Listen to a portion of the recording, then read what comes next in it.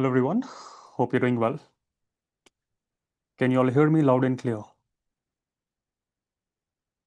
First thing, please have your cameras on.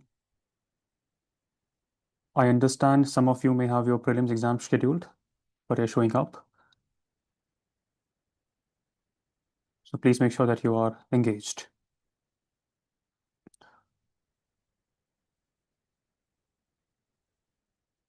Saranraj, are you also appearing for the prelims exam this time?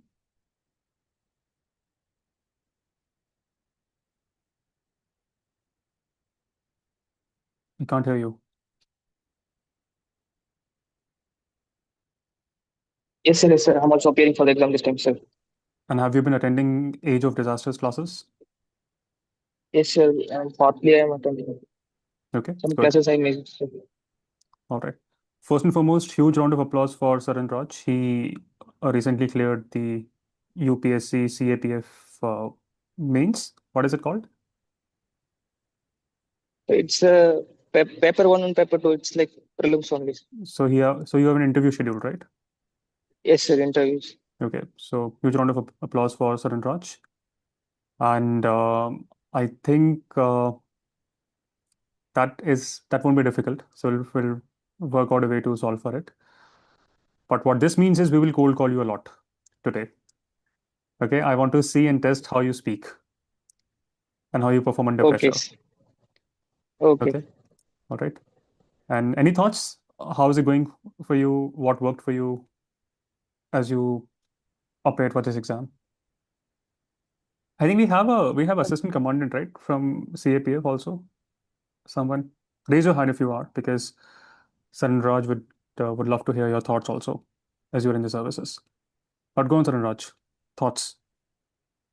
Sir, for this exam particularly, I think after prelims, I did the basic studies like extras, whatever I can study, like science, which is extra for the CAPF exam. So I did basic things, and what I think I believe that worked for me is I gone for exam with a very clear mind. I think that is the one thing that, like, without having any extra attachments or anything. I think that worked for me. This. Okay. And also introduce yourself. Where are you from, and what do you do? And since since how long have you been part of Misfits? Sir, I come from Tamil Nadu, sir. Chennai. I'm in Chennai, and I am an engineering graduate. I have done my engineering and postgraduate from Anna University and IIT BHU, sir. I'm basically a ceramic engineering candidate, and I have been a part of Misfits from 2024. From 2024, I joined GS Pod, and from 2025, I joined PSIR classes. My optional was law, but I changed it to PSIR, and now this time I'm giving the exam with PSIR optionals. Okay, good. Let's hope that we clear UPSC as well, the main one. And Yes, sir. good job. Congratulations. Now, how many of you are joining in for the very first time? Your first live masterclass with me.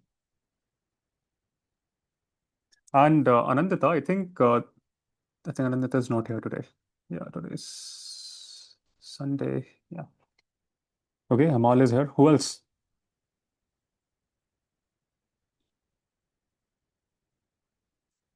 Great. Anyone who would want to introduce them to what is Azad Parliament? Because I don't want to do that. Any past member who could do it. Yes, Rahul. And welcome them also to the community. Yes, thank you, sir, for the opportunity. And so, to all the new And members, also introduce yourself. welcome to this beautiful community. Yeah, so my name is Rahul, and I have been part of this community since 15th August 2025. Uh, First Independence Day for me, I guess. Uh, and again, welcome to this beautiful community. You'll be making a lot of conjectures, and you'll be blown away by thinking in the second orders and getting to know a lot about this beautiful country. And like Naman sir, he's going to make this journey a very beautiful one. And about Azad Parliament, as you know, speak your heart out, and the more you speak, the more you learn. This is what I've learned so far. So Wow, again, welcome. perfect. Glad to hear those words. Ananya, off to you. And how's your health? So better recovering. Thank you for asking. Yeah, welcome everybody. I'm Ananya. I have been here since last year, June. As Rahul said, I completely agree with him. Just one more thing. I just want you guys to feel ready to just feel that quiet strength within yourselves as you go on with the journey, every class, every day. I'm pretty sure that feeling of enlightenment will just blow your mind as we just discussed. And yeah, I think one thing that matters to that one thing that affected me the most was just a sense of being strong and the sense of questioning, that power to question and the ability to question. It will develop over time and it will bring immense strength. So yeah, welcome and good luck. Okay, good. And how confident are you this time for your prelims? Uh, I am going with the decision, sir, not emotions right now. So yeah, took the decision and we'll go ahead with that. Yeah. Okay, Rahul, off to you. You think we're raising your hand? So I was saying, like, peace sign. It's going good. I'm going to see my name in the list. Great. And we'll meet all of you again for the Age of Disasters class in a couple of days. We'll announce that. Okay. Anyone else who would want to welcome? Hmm? Be welcoming in life. It's good.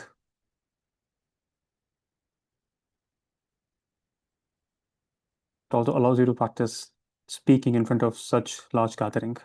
Premanand? Yeah. Hello, sir. Good morning and good morning to all. Myself, like Premanand, I'm from currently I'm located in Bangalore. So I'm a working professional. I'm working with Mercedes-Benz in automotive sector. So talking about my Misfit journey, I'm part of Misfits since last June 2025, and it's been amazing. Like the journey is being amazing, and you will learn a lot about this beautiful country. And also the main thing is for me to learn logic, reasoning, and the rationality, that part that gives you the different perspective itself towards life. So these are the amazing things, and all new members, this journey is going to be life changing, definitely. Yeah, Great. that's all. Thank you. Well, perfect. Thank you for your kind words. Thank you, Ananya. Thank you, Premanand. Thank you, Rahul. Now, there are some ground rules that we all have to follow. The first one, of course, is that we have got to have this camera on. That is non-negotiable.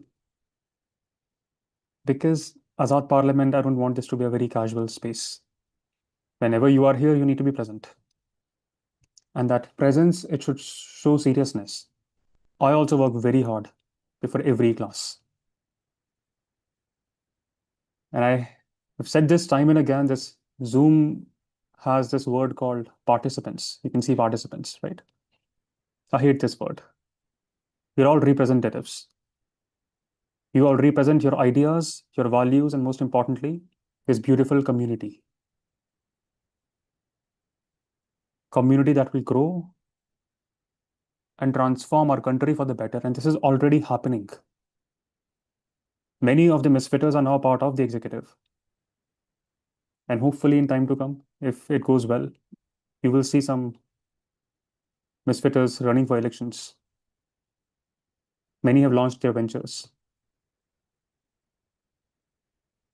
It's going well. Rule number two, there will be a lot of cold calling. Saranraj, of course, for you also. And I hope you all understand what is cold calling. Do you know what is cold calling? Is it what Akshay Kumar does with Modi ji? That's not cold calling.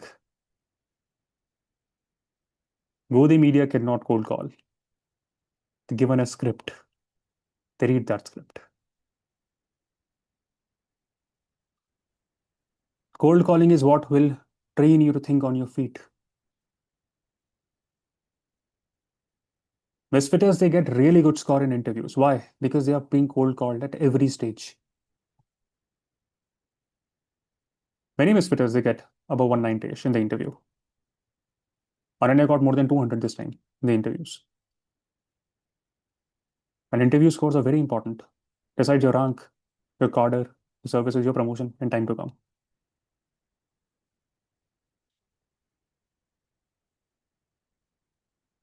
What else? What are the other rules? Make mistakes. As Rahul said, you will learn more when you speak. And no one will penalize you for making mistakes in this beautiful community. Make all the mistakes here with me. Make multiple mistakes. Make as many mistakes as possible. That is how we grow in life.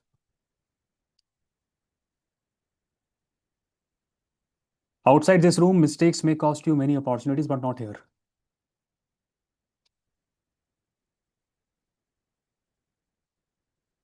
Okay? Make a lot of mistakes. Now, today's class is very special because today I will not talk about international relations. Today I will not talk about science. I will not talk about technology or geography. We have age of disasters for that. But I will, of course, talk about all those in time to come. But today I will talk about something that no one likes. Any guesses? What would that be? What's the topic for today? So many things have happened in the past few days. Is Rajiv? So we may talk about E85 and E100 petroleum. What to talk about? Sian Agro will have its annual meeting. They will talk about it. Project the Profits. Deepak, what do you think?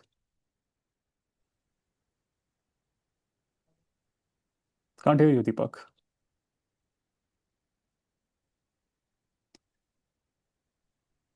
Can you hear me now? Yes. Elections, Bengal, Tamil Nadu, especially. Elections. But everyone is talking about elections. You're reading elections everywhere. What do you want to talk about it, Deepak? Particularly about the maybe first past the post system Now, that's and not what will be the elections. second. That is how misfitters would think. That's not elections. That's the politics of elections, constitutionality of elections. But more than that, it's the politics. Politics is very important. And still, there are so many who take pride in being apolitical. How many of you think politics is a waste of time?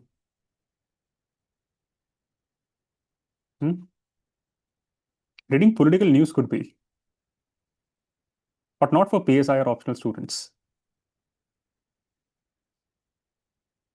Have you started posting, writing about politics? I think I can see many of you, especially the Bose fellows, writing in structures about politics, about investments, about startups, having their own opinions. Let me show you a very interesting comment I received on LinkedIn. These days, I post a lot about politics on LinkedIn, and I received a very interesting comment. Read this comment and tell me what do you think of this. It's just one comment. Don't target the person because not been able to redact his name. That doesn't matter. But it's just one face. There are so many like him. Any thoughts on this?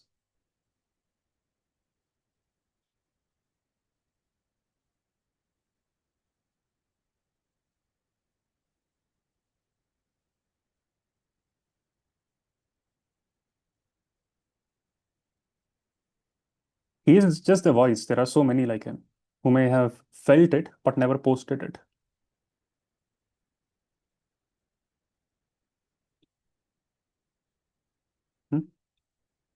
Dikshant? Yeah. Naman sir, thank you for allowing me to speak.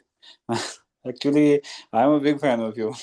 I'm a banker, and this is my second class, I think. And last time, when you are conducting your class, I was traveling. I was going to marriage, and I was in my car that time. Was it your But I marriage? I was listening to that time properly.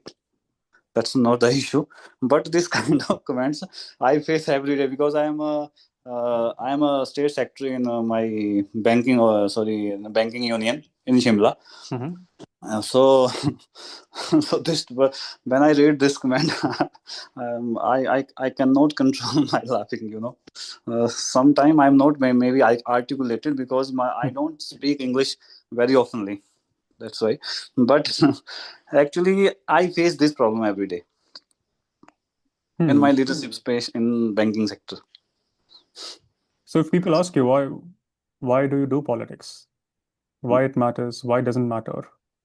What are your Okay. views on it? Why the whatever about ism you are saying No, about politics. about politics? Okay. If But I if I go back to that comment on LinkedIn, what did it say? Whataboutism was one thing, but he said a very interesting thing that LinkedIn is a professional networking space. Why are you talking about politics here? He's not the founder of LinkedIn, by the way, the person who commented. He is not an investor in LinkedIn, but he gets very irked whenever I talk about politics on LinkedIn. And me being me, I love that, irking people. Why shouldn't I talk about politics? Why shouldn't you talk about politics? Hmm? Yes, Arshita? Hello, sir. Hello, everyone. Sir, about that comment, yes, why should not we talk about politics? And about that, talking about politics on LinkedIn, does that not affect our professional life also? And he also said that talking about a particular political party, why should not we call out when we can clearly see that who is responsible? Why should not we hold them accountable? Hmm. Okay. But yeah, you made a very interesting comment about professional, the impact you professionally. But what if I tell you that in May 2024, when 17 people died in India's financial capital, it did not end their professional career, it ended their lives. 17 people died. Do you know how? In Mumbai, hoarding collapsed in May 2024. I'm sure you all have forgotten that. The same political party, it came back to power the next year with a landslide victory. No one took accountability. No politician took accountability. Why? Because of minions who comment like this. What about the professional life of those 17 people? Families of those people. Their lives changed forever. Indore has been in news for multiple reasons. Of course, of lately it was for a different reason. In 2023, temple stepwell collapsed. 36 people were killed. 2 years later, in the same city, hundreds of citizens, they were again murdered. Why? Because they drank water, poisoned water, supplied to their household by the government. We've forgotten about stepwell collapse. In few years, we'll forget about this poisoned water also. You have a memory of a goldfish. Ask yourself, what did any minister resign? Was any civil servant held accountable? In New Delhi railway station in 2022, stampede killed 18 people. It happened again next year, then a year after that. 20 were killed in 2025. The railway minister resigned. No, he got an additional portfolio. One thing I want to be etched in your memory is the deaths of those babies in Jhansi. They were killed and murdered in neonatal intensive care unit in Jhansi. NICU is the safest of all places. Think about the mothers who went through 9 months of pain to see a lifetime term of trauma. After that, nothing happened. Batoge to Katoge was a theme and slogan for the next 1 month because elections were due. What will I do of my professional success when my paneer is fake, when my air is poisonous, when my water has uranium? Just two families, they're controlling everything from jungles to mines to airports to mangroves to media. And here we have brainwashed junkies. Instead of holding their elected leaders accountable, they're holding me accountable. Why should I not talk about politics? On LinkedIn, it's a professional space. What is this fascination to hold me accountable? I am not accountable to anyone. I am only accountable to misfitters and Azad parliamentarians who are in this session. Only to them. I am not accountable at all to these brain dead WhatsApp forwarding junkies of this country. Why? Because when Delhi was seething with 1000 AQI, mercury in the air, instead of holding the government accountable, brain dead zombies of India held Nehru accountable. It is a shame that when Delhi was seething under the AQI of 1000, a prime minister was debating Vande Mataram. What Nehru did, what Nehru did not do. Yes, Kunal? Promoted to DCP. Now she's serving. Singh. But one term that you used, and thanks for Yes, sir. sharing this story, was about dead body. One thing is that your body die. The second thing is when your soul dies. As a nation, do you think our soul is dying? Are we happy? Do we smile a lot? To understand a nation, you need to move beyond your country. Travel abroad and you will realize how this soul has been killed and butchered in each one of us. We don't smile and talk to strangers that way. We've lost empathy.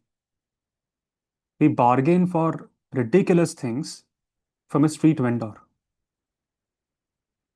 These days in Vietnam and Thailand, in Bali, vendors, they don't even want to engage with Indians because they know we'll keep on asking for discounts.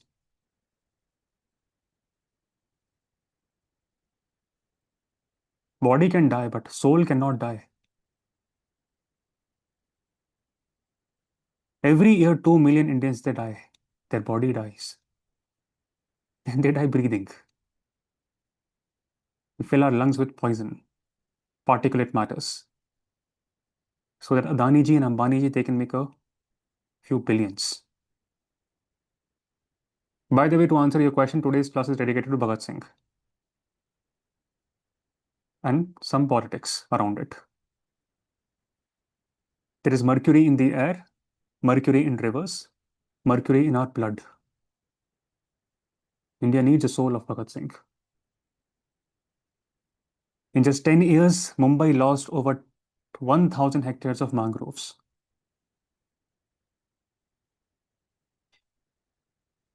Now you will understand why Mumbai floods every monsoons. Because we have sold everything to fund our elections. How can we sit silent that Adani destroyed 17 lakh trees? Just last month, Nashik Municipal Corporation decided to cut almost 2,000 trees. Some of those trees were banyan trees, 250-year-old trees. They were not some saplings. For half a century, for more than 2.5 centuries, those trees were cleaning your air.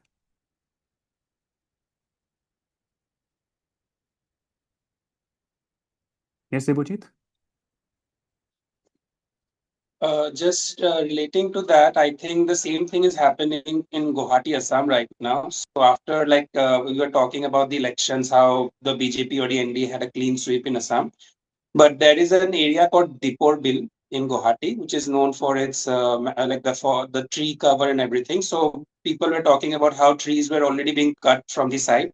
There was already a protest going on that trees shouldn't be cut in that area, but I think more than 1,000 or 2,000 trees were being chopped down to make a bridge or a corridor, some kind of a thing. I love the diversity of this class. Such rich experiences from on ground. Thank you so much, everyone, for sharing your things. Nirmala?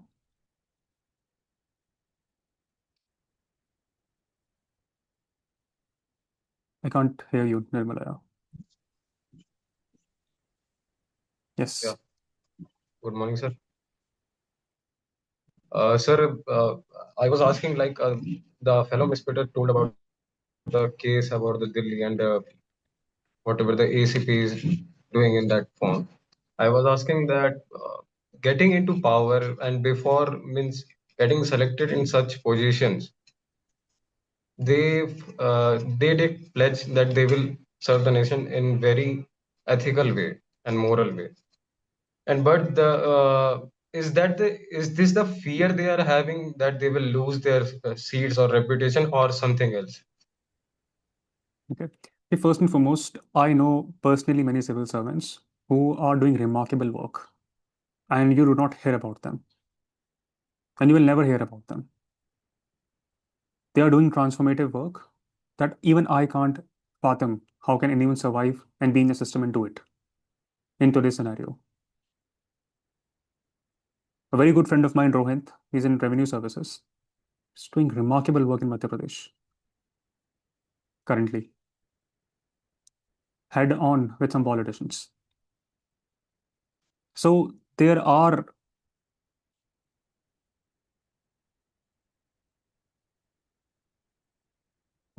people who will spell always, but there will be many who will have the great fragrance, who will enlighten the entire surrounding. So there are goods and bads everywhere. Our purpose is to ensure that the majority is of the goods. And I can see that happening in many ways.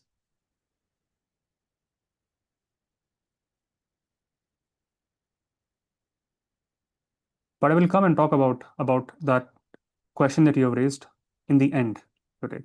So thank you so much for raising that question. Yes, I'll come back to your point in some time because I would also want to move towards the class.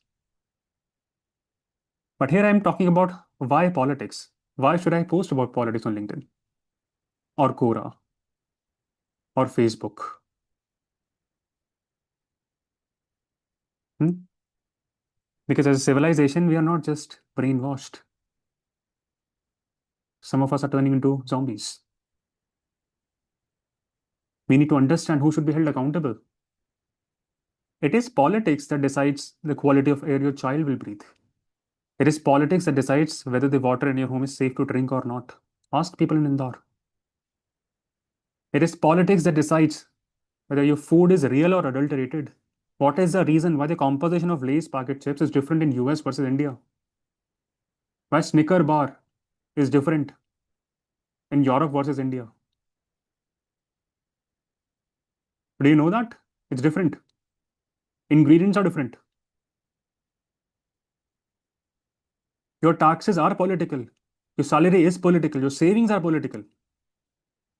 If you get fired from your job, many places, countries, they chime in. In India, does that happen? The LinkedIn genius who not messaged, publicly commented. So it's public, not a private message. Do you know what bothers me? That man graduated from SPGen college. You spend almost 40 to 50 lakh for an MBA from that college. And that man does not understand why politics matter. Why it matters for our air, why it matters for our water, why it matters for the food we eat. And he's just one person. There could be so many so-called educated, devoid of brain cells. So what are your thoughts on politics of India? That's my question. What is happening in Bengal? What is happening in Bihar? What is happening in Assam? what is happening in Tamil Nadu, Madhya Pradesh? What are your thoughts on politics of India? My students from Manipur cannot join Zoom classes anymore. What are your thoughts on that, Roshan? And we have many students from Manipur. Can't join. Yes, sir. The next in line is Punjab, I think, sir. Yesterday, I read a news in Indian Express that the ED has under its radar the CM of Punjab next in line related to some scam.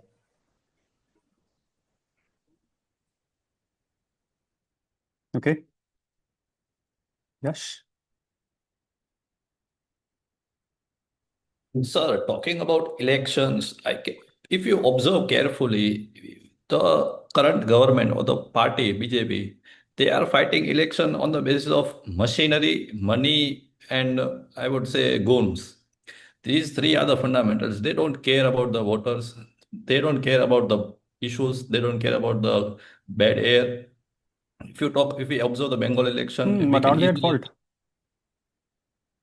Sorry, sir. If you were in the shoes of Amit Shah, wouldn't you do the same? To be honest, yes. Why would I not do the same? Because I care about my power and I care about winning elections. Okay. So, So can we blame BJP then? to be honest, we cannot blame BJP because if we as a civilization are branded, then we are at fault on this. But are you feeling dejected, anyone, with the politics that we are seeing? Do you think that we've lost? As Azad parliamentarians, we have lost. We feel that. Shreya? Good morning, sir. So, as you asked, what about the politics that is being going around? So, I think, sir, people, they have divided themselves that they will be voting for saffron, and another one will be voting for the green. And people are so much divided that now politicians they are openly saying that we will work for those who have voted, and we will not care about the ones who have not. Like that, what we see in Bengal election, and certain things are happening everywhere. So if I may say, then I come from a family which a hardcore BJP supporter, but now they are, they are sort of like going against them, not because of the other matters, but because now they think they are being very much harsh to the generals. So they think like their caste people are going to suffer more. So that's why they think now they are not really a I tell them responsible that it's government. pretty So late now. yeah, so now that is the thing that they are really furious at. And I was very shocked to see. I mean, I was not shocked, but I didn't anticipate it like they would be this much blind to everything. Yeah. Yeah. But how many of you think we're losing the battle? Also, my goal in Azad Parliament classes would be to make you better at reading what you read. And I'm sure many of you are seeing and sensing that change. Better at observing the world. I can pick up a news article and I can talk a lot about it, but that will not help you. I want you to teach how to fish, not give you fish all the time. And fish has protein. Today, food is also religious. Everything is religious. UP government came up with this new scheme. Very nice idea. Every district associated with one food, but no non-veg. As a country, we are devoid of nutrition. Lucknow is known for kebabs. What's wrong with it? How can everything be religious? Go to Nepal. In the temples, you will find non-veg being distributed.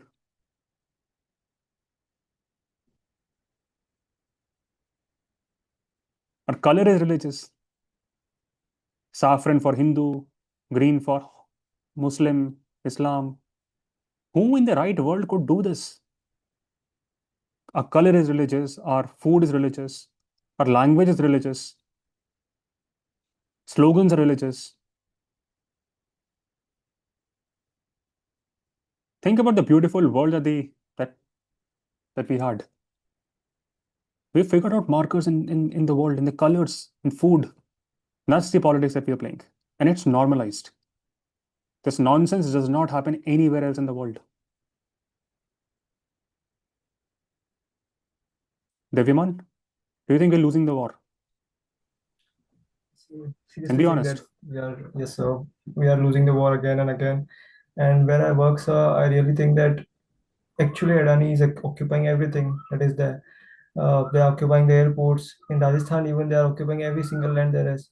Even the deserts, they have khichadis. The only thing that is there for animals to eat. They're getting nutrition from khichadis. There is nothing else in the deserts. I come The from reason is Rajasthan, sir. Adani cannot expand globally. Adani cannot build companies that can globally compete with the world. Ambanis have I not agree. done that also. Adani, Ambani, they have not done anything innovative in the world. Because they do not accept it the way we accept them. Because whatever they did, we don't even raise our voices. And we couldn't even raise because the level they have political powers, they have economical powers, everything in their hand. Even that is my question, sir. What we can do for our country, how we can raise our voice, how we can spot our opinions in front of them. How is just out of my mind how to do that. Okay, but my answer would be something that will not be legal. My answer would be read Bhagat Singh. I think country should now go back and think of those young men. There's one very interesting thing Ravish said. He said that not all, Ravish Kumar, wonderful journalist, he said that not all battles are fought for victory. Some battles, they are fought simply to tell the world that someone was there on the battlefield. It's a beautiful line. I don't know if he quoted someone, but I heard it from one of his speeches. So I'm quoting him here. Listen to this very beautifully. Not all battles are fought for victory. Some are fought simply to tell the world that someone was there on the battlefield. Bhagat Singh was 23-year-old.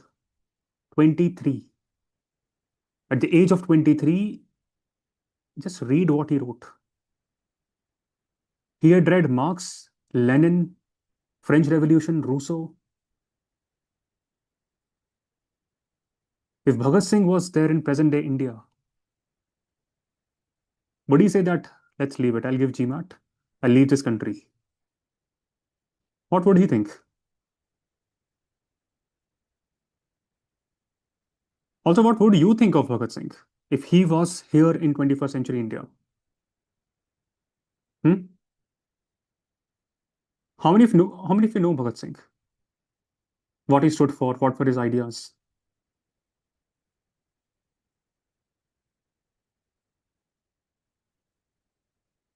Arjun? Sir, good morning, sir. Sir, Bhagat Singh is inspired through the um,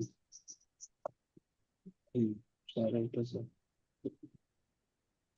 No, no worries, no worries. We've all heard of Bhagat Singh. Anyone read what he wrote before he was hanged? He wrote something called I Am Atheist, right? Anyone read that? Sushma? Good morning, sir. Hope you're doing well. I read it just few years ago, and it was when one of our professors was trying to introduce us to the concept of atheism. And having been raised in a Hindu family where I bow down to God every day, for me it was a new idea because I never thought of atheism. And today I do not call myself as an atheist because I've not been able to answer the question that Bhagat Singh posed in the affirmative. And reading that, I realized he is an immensely self-confident person because the question he said that is, if any is trying to be an atheist, the question he's supposed. I can't hear you, Sushma. I think your net is not good. And this will happen as long as we live in monopolies. Can you speak now, Sushma? So can you hear me? Yes, can hear you now. Yeah. The question he said that every atheist should be posing to himself is whether I can not look at any external support at the time of adversity. Let's look at Because whatever. when Let's go to the source. Not even source. I think this man is also quoting the source. Let's hear his idea. Why am I an atheist? Okay, some of words may not make sense, and that's fine. But let's hear him speak. What's his idea? I totally reject the existence of an omnipresent, all-powerful, all-knowing God. I'm not an atheist for the reason that I'm arrogant, or proud, or vain. Nor am I a demigod, nor a prophet. No, nor am I God myself. I am going to sacrifice my life for a cause. Just tell me your thoughts when you listen to this. And could be any thoughts. Okay, you can link it to today's personalities. You can think of Modi ji. Perhaps he's exactly opposite of Modi ji. Think. What more consolation can there be? A God-believing Hindu may expect to be reborn a king. A Muslim or a Christian might dream of luxuries he hopes to enjoy in paradise as a reward for his sufferings and sacrifices. The reason why Hindu would be born as a king is because we believe in rebirth. What hope should I entertain? I know that would be the end when the rope is tightened around my neck and the rafters move from under my feet. Without any selfish motive of getting any reward here or in the hereafter, quite disinterestedly, have I devoted my life to the cause of freedom. Our forefathers evolved faith in some kind of supreme being. Therefore, one who ventures to challenge the validity of that faith or denies the existence of God shall be called a kafir or a renegade. Even if his arguments are so strong that it is impossible to refute them, if his spirit is so strong that he cannot be bowed down by the threats of misfortune that may befall him through the wrath of the Almighty, he shall be decried as vainglorious.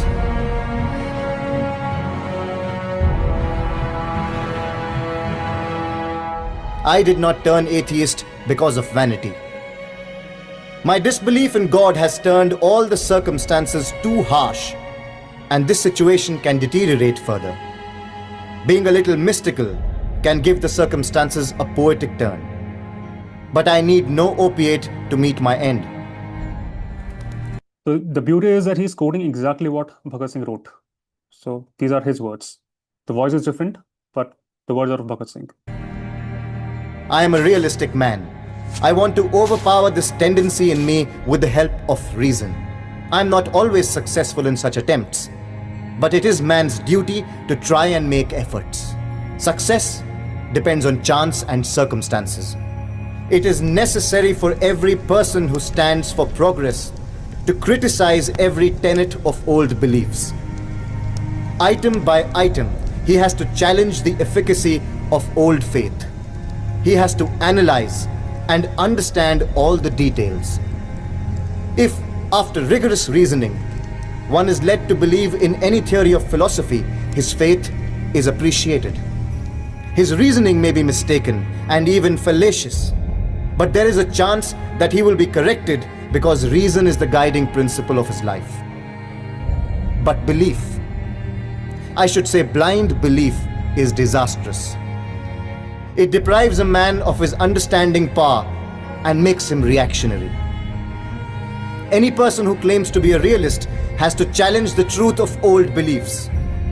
If faith cannot withstand the onslaught of reason, it collapses. The British rule is not here because God willed it, but for the reason that we lack the will and courage to oppose it. Not that they are keeping us under subjugation with the consent of God, but it is with the force of guns and bullets, police and militia, and above all, because of our apathy. One of my friends asked me to pray. When informed of my atheism, he said, "When your last days come, you will begin to believe. I said, "No, dear sir, never shall it happen. I consider it to be an act of degradation and demoralization.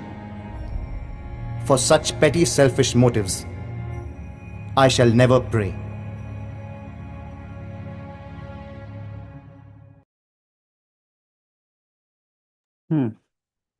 Thoughts on this of any kind? Anything that stuck with you? Everyone? Yes, sir, I think Sir Bhagat Singh said a lot about belief system. The same thing that Osho shared a lot, that if I had the chance, I would have made every children an atheist or an astic, because the belief system is very easy to make them fools that we are now. That chance to give every children a chance to think on their own, to make their own beliefs. The belief system that we are living now, it's very fragile. We are making it so obvious for others to make us fool. Now parties are leading our belief system to get votes. The parties are leading us to things like that. Gaurav, your thoughts? I want to ensure that everyone gets a chance to speak. So just be crisp. Go on. Can't hear you. I still cannot hear you. Sir, can you hear me now? Yes. Sir, Bhagat Singh's understanding of religion was fundamentally wrong. He expected, sir, it happens when you are attracted to a particular ideology, you tend to believe everything that particular ideology believes is true. Sir, he said that faith is always harmful. It blinds people and makes them reactionary. This is what he said. Karl Marx said about religion that religion is the opium of masses. This one line is only taught to us. No professor tells us what Karl Marx said about religion afterwards. The full sentence of Karl Marx was religion is the opium of masses, but heart for heartless condition, soul for soulless situation. One has to focus on the second line also. Buddha also said the same thing, that there is misery in the world and people are looking to get out of this misery. That is why they have adopted religion. My saying is this: we before teaching religion to your children, teach them science so that they do not become ideologically blind to that religion. Today, uh, today, sir, whenever any spokesperson speaks on the stage, for example, let's take the case of J. Deepak. If you listen to him, whenever he quotes books or whenever he tell you what to read, he tells you about the historian of the same ideology, R.C. Majumdar, etc., etc. They are all right-wing ideology. So, sir, one has to read what he likes. One has to also read what he doesn't like. Okay, good. Richard? Good morning, sir. Sir, I partially agree with Gaurav, but I think the focus of religion with politics is that why should you intermingle these two things? Because if you separate religion from politics, then you have to address very crucial questions, which, then there is nothing left basically to sedate the masses. And that is what I fundamentally believe over the course of this journey, because I've, started thinking about this primarily from this path only, that if you mildly sedate people just so that they lose their questioning abilities, then you open the ground for political discourse, which is not based on something which is of benefit to the wider society and the individuals uh, as a part of it. And I think I agree with one of the previous misquoters who talked about Osho also. I love his philosophy when it comes to politics. He always said that my whole job is to confuse you, and by confusing, he meant that you should Give away the crap which is being fed to you in the name of religion. Religion is a beautiful thing, 100%. But one should question what is the fundamental mode through which we are delivered, right? The religion which is there. So these are my thoughts. Okay. Amal? No, sir. Hello, everyone. Sir, I just listening to Bhagat Singh, it made me think about this idea about divine reward. I just wanted to share something about that. I think if that's the only thing, and I see a lot of examples to that, if that's the only thing we're working towards, it automatically blinds us to a lot of things that we could otherwise look around and observe and, maybe even let ourselves feel. I think that becomes a big blocker. And it's just something that I just wanted to add to whatever I felt when I heard Bhagat Singh also mention the thing about divine reward. That's also. Okay. Great. Shavish? Hello, sir. Hello, everyone. The only thing that struck with me, the kafir line, I thought we were acting like a kafir for a supreme leader and challenging his ideology. It just struck with me. I didn't give any thought. I'm sharing. Okay. I think I can ask almost all of you, and we can, it'll take like 2 hours to not be able to even decipher what it meant. But just when did he write this? In October 1930, sitting in a jail cell in Lahore, he had been sentenced to death. He knew he would be hanged. I think he also did he know the date? When would he be hanged? But whatever, he wrote a beautiful essay, and he titled that essay as "Why Am I an Atheist?"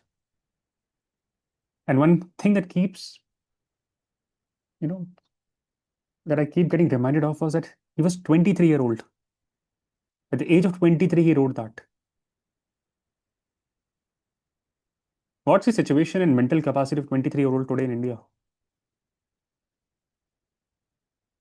Hmm?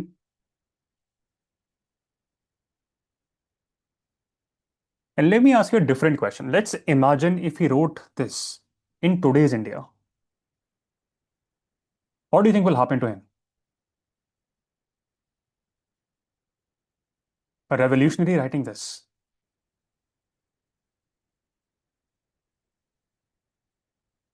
Shreya? If he wrote that today, he would be probably trolled on Twitter very badly, and there might be many people after his life. That's Yeah, what I I think next morning WhatsApp forwards will already be in 40 lakh phones.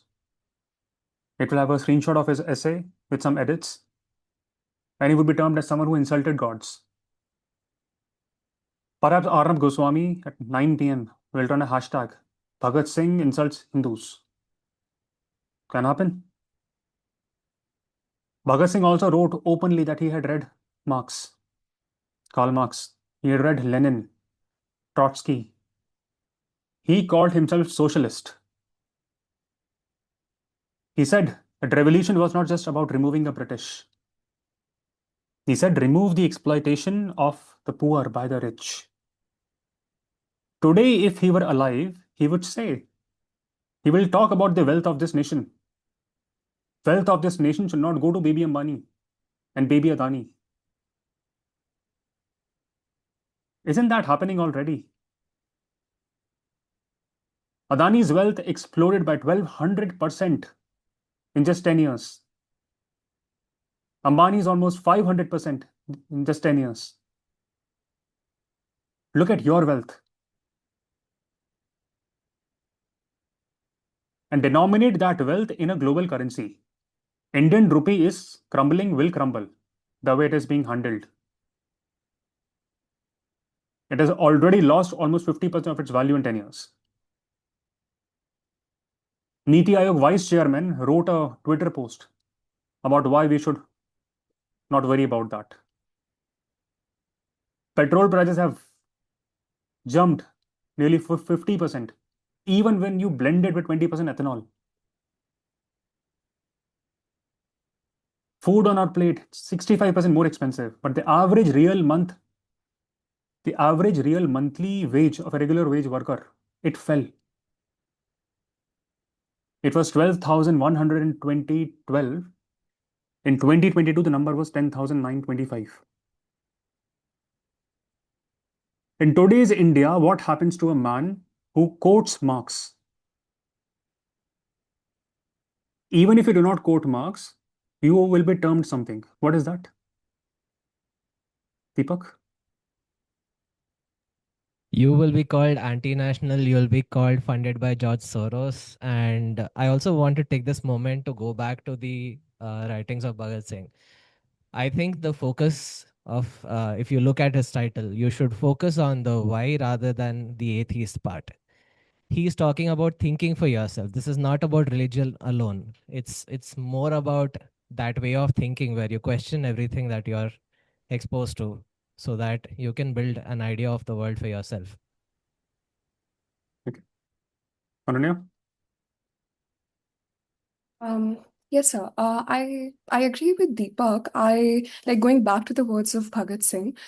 This is something that we often get to discuss with you in classes. That is the mind really free? So, talking about freedom, I think it never meant just political independence. It also meant the liberation of mind, of consciousness. And when it comes to religion, I think in the text, it was more about finding comfort or finding a sense of belonging, because religion is often attached to that, or finding the need to conform. Because having religious beliefs as a cult or as a big number of people, it often associates with that sense of belonging. So I think Bhagat Singh also reinforced thinking honestly, even if it isolates you. So this is something that we don't, unfortunately, we are not seeing in the society currently. Also, thinking fearlessly, not believing in something just because authority or tradition tells you to do so. So atheism or religion was not, uh, just in the literal terms. It also meant comfort. It also meant conforming. So I think that fearlessness and just independent thinking, or just questioning if the mind is really free or not, was the sense that comes to me. Yeah. But now my question is, if Bhagat Singh wrote this today, what would people term him as? What labels? I mean, we live in India, we know that. Think of all the labels that you can give him basis your experiences. Nayan?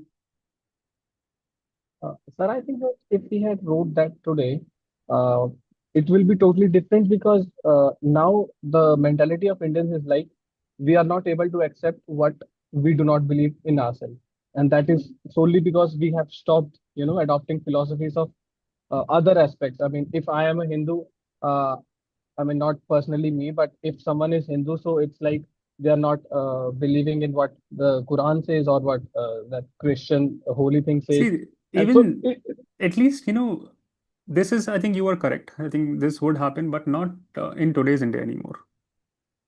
Because at least with that logic, people will at least say something logical. But now they just write terms they do not even understand. They may term it as left-wing librandu. That's the word, which has no meaning at all. Ideologies of liberalism is vastly different from what Marx wrote. That's how ignorant and arrogant people are. And they feel cool. Bhagat Singh openly declared he had read Marx, he had read Lenin, Trotsky, called himself socialist. He said revolution was not merely about removing the British. He said revolution was about removing the exploitation of the rich by the poor. He wrote it, he literally wrote that religion had been used by privileged classes to justify the wealth that they had stolen. I can quote exact words. He said, these theories have been coined by the privileged class. They try to justify the power they have usurped and the riches they have robbed with the help of such theories. Now, in 2026, with a straight face, with no shame, what happens to a man who quotes Marx? We don't have to imagine. Anyone remembers NewsClick? What happened to NewsClick? On 3rd October 2023 at 6 a.m., Delhi police conducted simultaneous raids on 46 journalists and editors across India. 46 simultaneously. Laptops were seized, phones were seized, hard drives were seized. The founder was arrested under UAPA.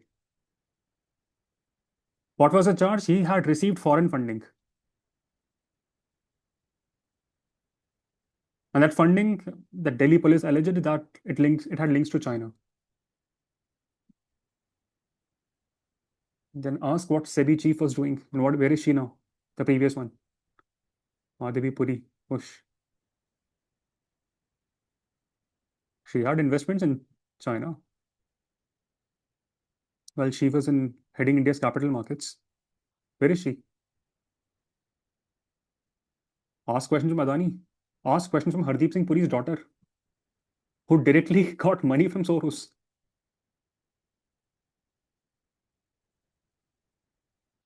Press Club of India condemned that. Reporters Without Borders condemned that. International Federation of Journalists condemned that.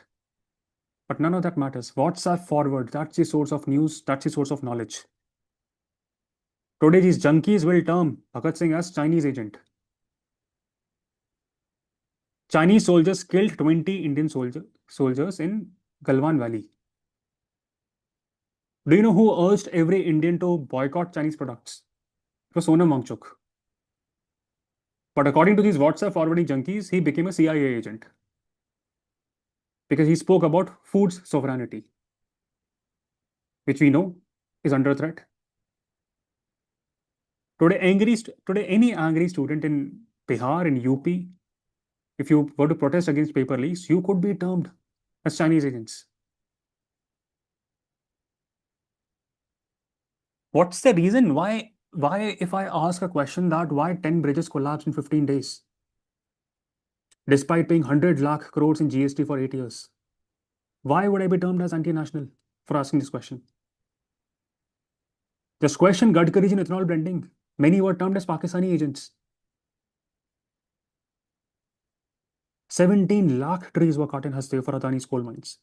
40% mangroves of Mumbai wiped out. More than 1,000 acres of this country's land was given to Adani for yearly rent of 1 rupees. And who are the agents? And why is this happening? Because in a weak state, ruler is never guilty. It is always some external conspiracy. If nothing is left, Akbar will be held responsible. Nehru it's now over the quota.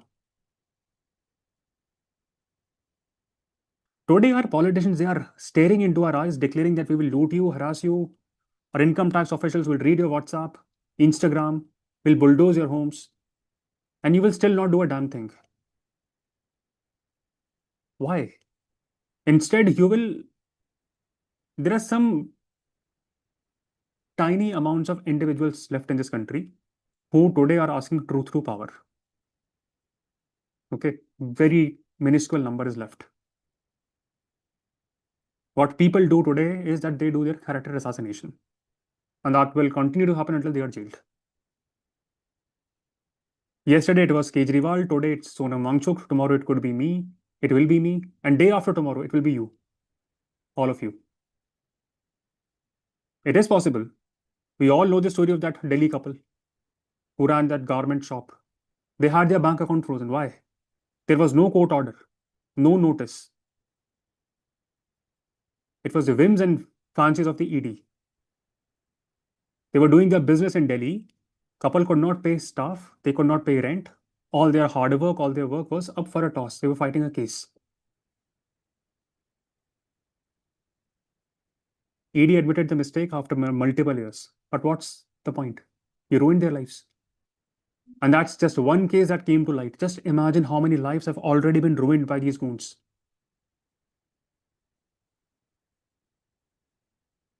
And that man was saying that, I should not discuss politics on LinkedIn.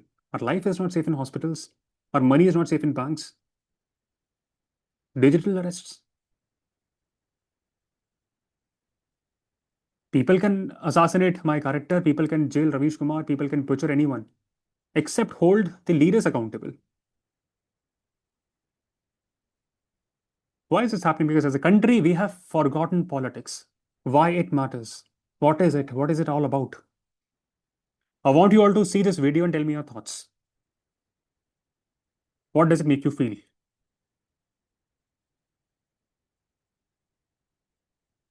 Yeah, let me take you to the era when I was growing up.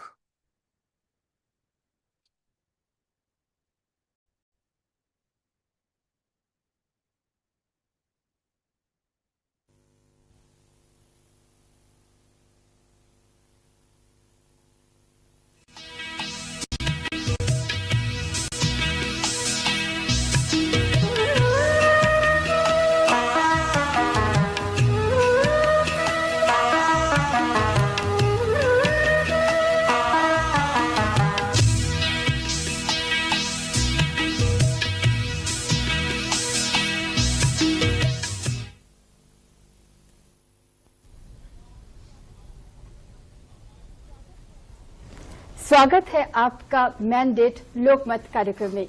ये discussion जो इस वक्त live telecast हो रही है central production centre Doordarshan केंद्र से। इस वक्त आज आपने ड्रामा देखा है दिन भर लोकतंत्र का। कई जगह आपने देखा है आपसी टकराव नेताओं की और उसकी टंकार आप तक पहुंचती रही है दिन भर। कई सिंहासन हिले हैं आज, कई ताज गिरे हैं और जैसा कि लोकतंत्र में होता है उन सिंहासनों पे और लोग आके बैठ चुके हैं।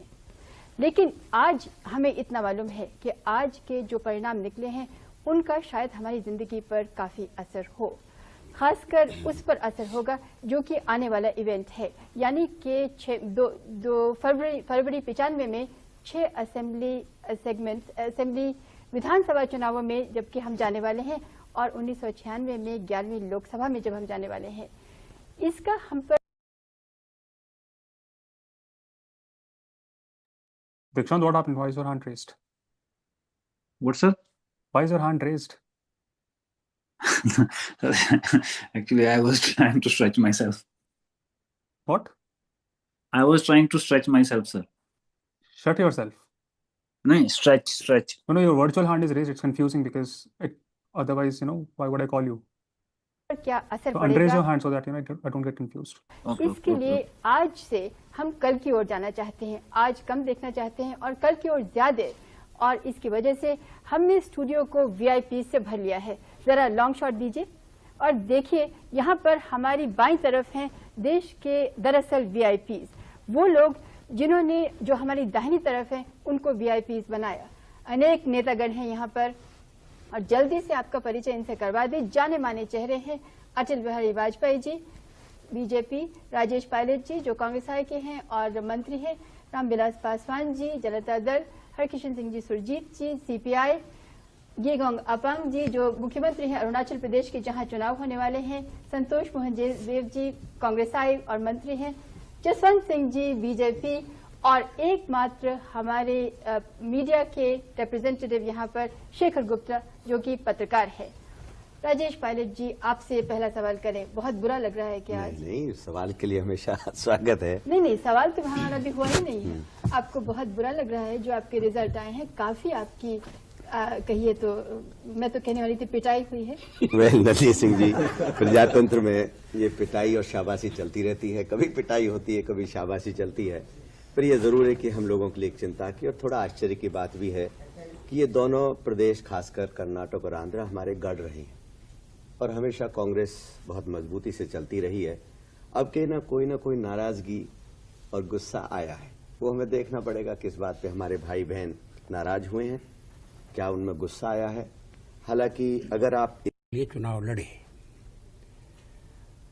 लेकिन आंध्र और कर्नाटक के चुनाव परिणामों से ये स्पष्ट है कि लोगों ने परिवर्तन के पक्ष में वोट दिया है और जहां जिस राज्य में उन्हें जो दल सक्षम दिखाई दिया परिवर्तन लाने में, उसका उन्होंने साथ दिया। आंध्र में तेलुगु देशम ऐसे दल के रूप में उभरा, कर्नाटक में जनता दल को इस कारण जन समर्थन मिला। लेकिन मैं इस बात से सहमत नहीं हूं कि अब कोई राष्ट्रीय दल नहीं है। भारतीय जनता पार्टी कर्नाटक में सफलता प्राप्त करने के बाद एक राष्ट्रीय दल के रूप में उभर रही है। जो समर्थन हमें मिला है। Any thoughts on looking at that? Shush. What do you think? Sir, it was a time when regional parties are gaining the power, and the video also mentions that various other parties have taken the seat in respective Forget about the states. content. The specificity is your thing beyond content.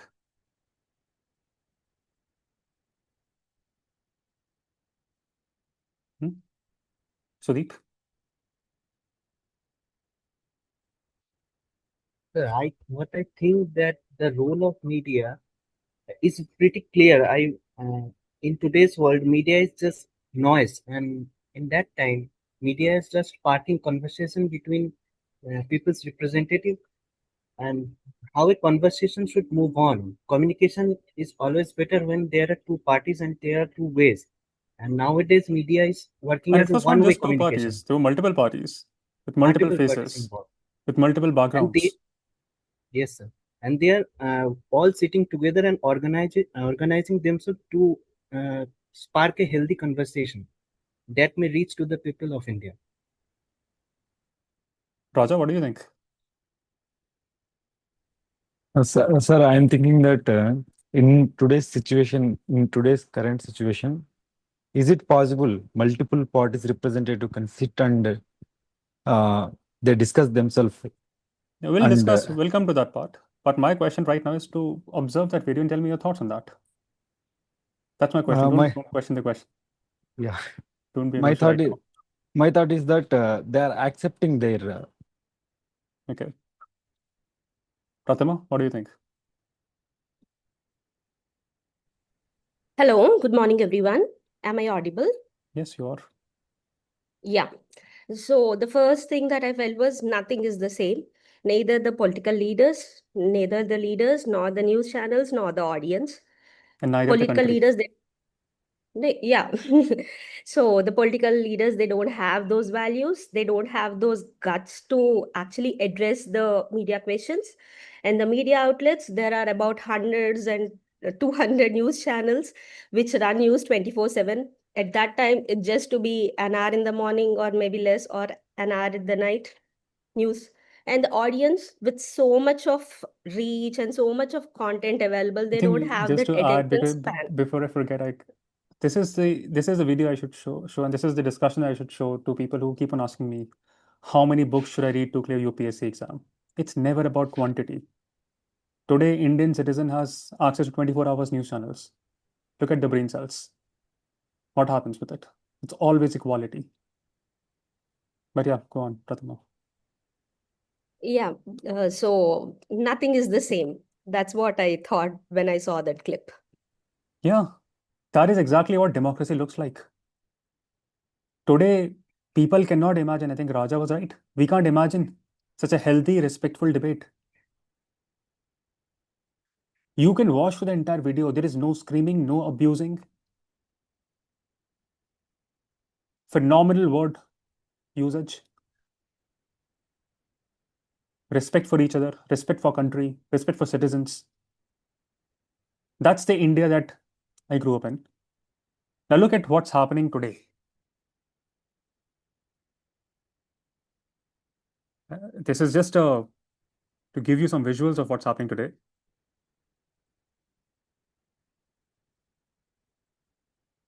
You already know all of this. Media वाले research करें कि भाई सरकार के लिए क्या सवाल पूछने चाहिए, प्रधानमंत्री को क्या सवाल पूछना चाहिए। तो हमारे मीडिया के लोग मुझे सवाल क्या पूछते हैं? लेकिन कभी कोई खुशी जैसे मिले तो सबसे पहले किसको बताने का मन करता है? कौन है वो जो आपके मस्तिष्क के, दिमाग के, दिल के करीब। आपका बेस्ट फ्रेंड फॉर लाइफ कौन है? BFF। जेनजी जनरेशन आपसे पूछना चाहती है, आपका कोई बेस्ट फ्रेंड है? नरेंद्र मोदी का कोई बेस्ट फ्रेंड है? BFF, best friend for ever. मतलब क्या मतलब होता आपका है? कोई खास दोस्त है जिसके साथ आप दिल की बात करते हैं? स्क्रिप्ट राइटर लगता है एक ही है। अनस्क्रिप्टेड प्रेस कॉन्फ्रेंसेस से डरने वाले हमारे जाबाज PM।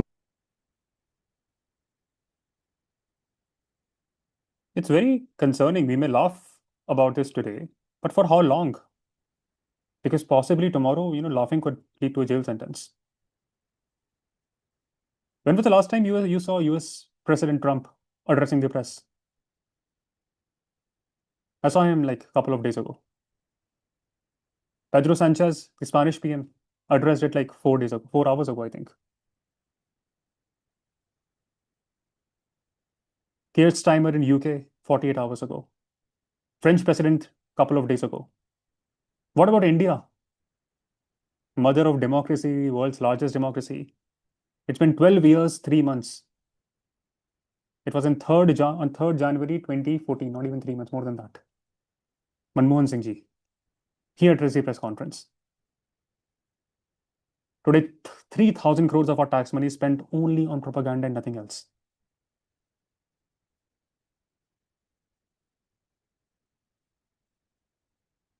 What is the reason? Why our productive hours are wasted standing in line? We stand in line all the time for Aadhaar, for SIR, stood in line for demonetization.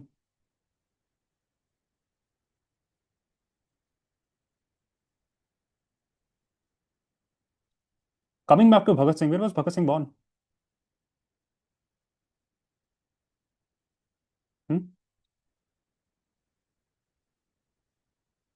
Where was he born, by the way? Ankush? Sir, if I'm not wrong, present day Pakistan, he was born Which city? in the Punjab region, maybe Karachi or something. Karachi is in Punjab? Lahore. Usually, we consider Pakistan as an enemy. We should understand our enemy, its geography. Right. Karachi and Lahore, and there's a difference between the two. Yes. Karachi and Lahore, there's a different culture there. Anyone knows where was he born? Bhagat Singh. Was it Kliari? Is Raneka? So he was born in Banga. Now I'm not sure Banga of present day India or I think present it's day Lialpur. Pakistan. That's where he was born. Today it is Faisalabad. And Faisalabad is in Pakistan. Giving you ideas. How can Bhagat Singh ji would be termed as anti-national today? That's full stop. You don't need anything else. Today, WhatsApp junkies can make him a Pakistani spy. Look at the name of Bhagat Singh's organization. What was the name? They ask you in UPSC. Hindustan Socialist Republican Association. Hindustan Socialist Republican Association collected money from workers, from farmers, from ordinary people who believed in the cause. Today, it would be termed as a scam. ED raid. They can discover, unearth Bhagat Singh's money trail, talk about crores collected, no audit, shell companies, foreign funding. Don't look at Bhagat Singh, look at whosoever questioned the system, what happened to them. Look at what happened to Medha Patkar. Medha Patkar spent 30 years fighting for the people displaced by Narmada Dam. She sat in the rising flood waters as an act of protest. She was arrested, beaten, broken, but she continued. On April 25th, 2025, this last year, she was arrested from her Delhi home in a defamation case that dated back to year 2000, filed by VK Saxena, who was I think he's now the Lieutenant Governor of Delhi. A 25-year-old defamation case was activated suddenly in 2025. FIR against her alleged that funds she collected for tribal students had been used for political and anti-national agendas. When is someone anyone could be anti-national today. Bhagat Singh ji was a writer. He ran a journal. He wrote pamphlets.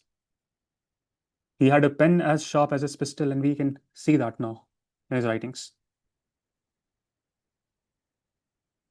Anyone heard of Siddiq Kappan?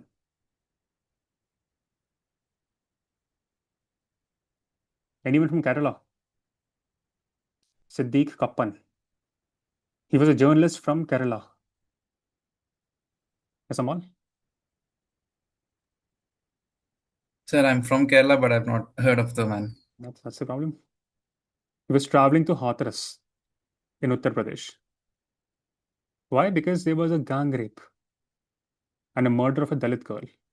He never reached there. He was arrested on the highway. Spent 2 years in jail under UAPA before getting the bail. India's press freedom rank is 150 out of 180 countries today. We rank below Afghanistan on some parameters. We rank below Myanmar, the military junta. Of course, some will say that this is wrong. So we came up with our own ranking also. Just listen to this news.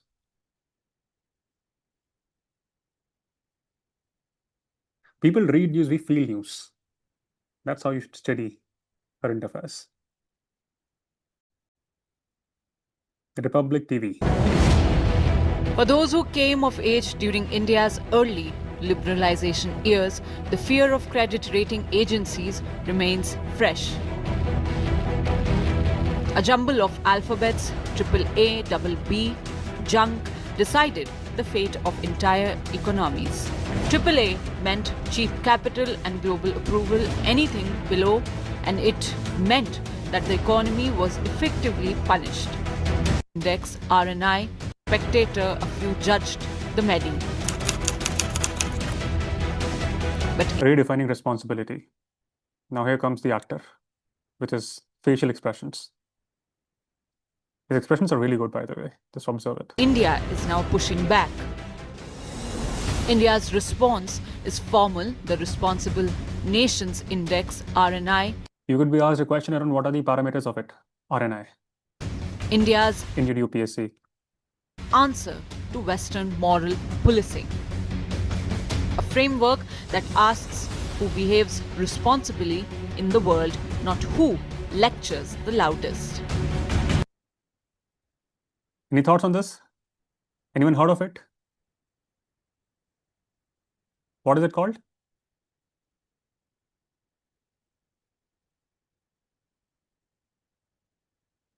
Basis this ranking, I think who came up with this ranking? Which entity came with this ranking? Niti Aayog? We are more responsible than Finland, by the way. Basis this, I think India ranks itself 16th. Netherlands and Finland, they are ranked lower. They can ask you pillars of this ranking: ethical governance, social welfare. Ask yourself, how can we be better than Finland here? Ethical governance, social welfare, environmental responsibility, global accountability. Basis this, India is ranked above Finland. Finland is a country, it has eradicated homelessness. If you get the time and if you have the resources, if our currency is not in shabby conditions, consider visiting Finland. It has eradicated homelessness.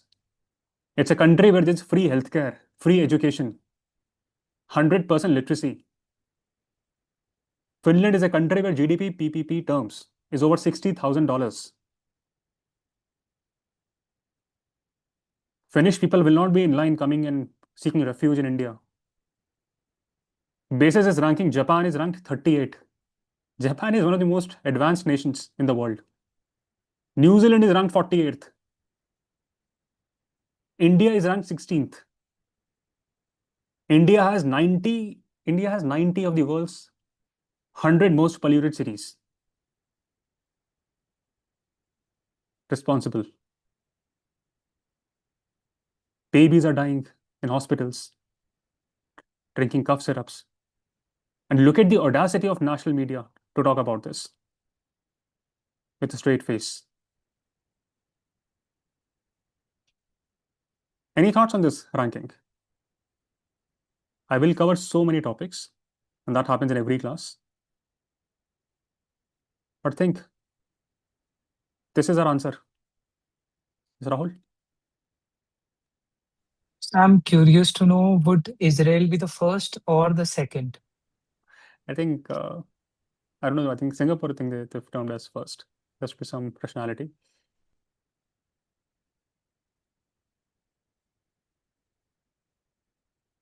But I don't know the exact name. You can check it on your own. Countries like Finland will laugh over this ranking.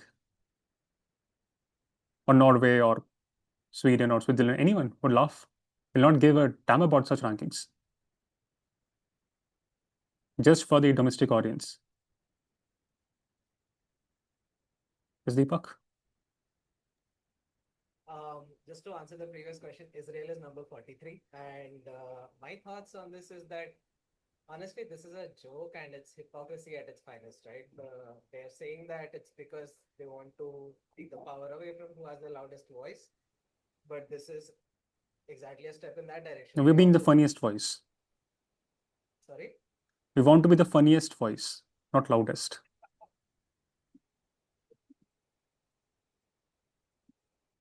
With that Modi ji's face. He pouts.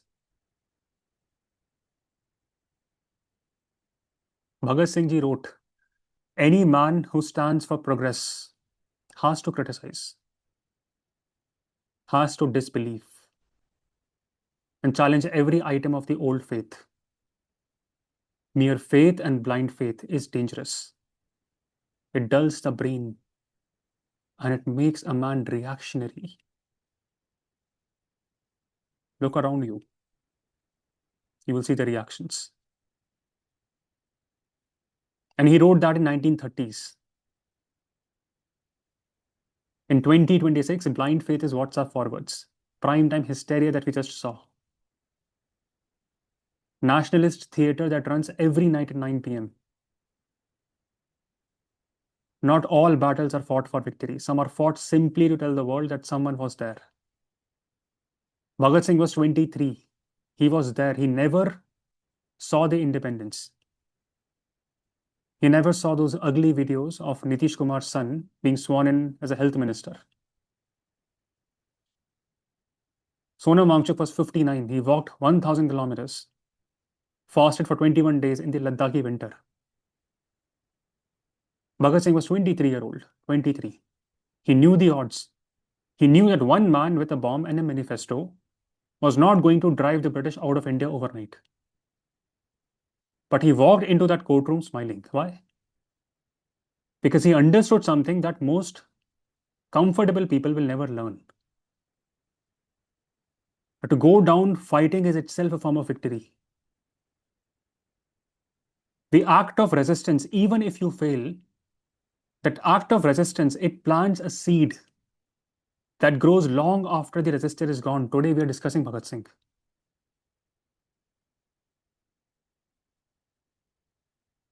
We're seeing and sensing perhaps someone could get inspired by Bhagat Singh in a country that is brain dead and inspired by Modi Chalisa.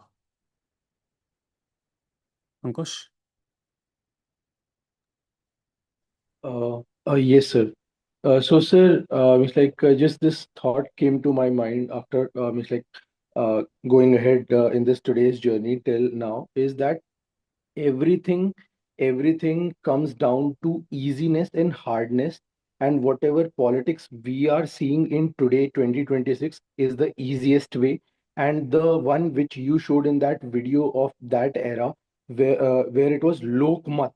So the title was also from there only, that every presentation is being done for the public and inequality. And I believe in that time the public was also far more aware. Rather, they were might not be that educated, but they were more aware and more politically activated, and also the leaders and everything was good. But in today's time, everything has changed, and every It's politician a is taking facade easy that we're way. educated. We are not educated. Right. As Indians, we're So not right. educated. Right. Indian But that MBA, bubble is there. 40 Right. lakh is what he paid. That's not how an educated mind reads or writes or reacts. Right. But that's the hard way to get yourself educated in real, but not just with a image. So everyone is choosing the easy way, and Bhagat Singh and every person who has stood up and taken their step ahead, that's the hard way. That's the courage. So that we lack in, and then everything that boils down to one single thing, that we have spineless people all across. They just turn their face by seeing the dead bodies. They Even if just they were turn their face spineless, by that's seeing it. fine. But why bring down those who have spine left to speak for you? That's so because they are doing their task diligently. So Modi ji's today's task is not to take care about country. He has to take care about his narrative. So he worked dead and dead every time in that, because the video I was seeing, media and all. So No, Ankush, that's not my question. My in front question is of camera, why would brain dead zombies, forwarding WhatsApp messages to us, why would they term anyone who is raising voice as anti-national? because sir, in last 14-15 years they were to some extent they were able to successful in creating that environment and that ecology and that ecosystem around them, slowly and slowly, in the name of Hindus and Got it. Got your point. Let's listen to this very important speech. It's a beautiful speech. I have shown this in the past. It's my favorite speeches of modern India. I want you to see this and react to it, because now you are much more aware citizen. What are your thoughts?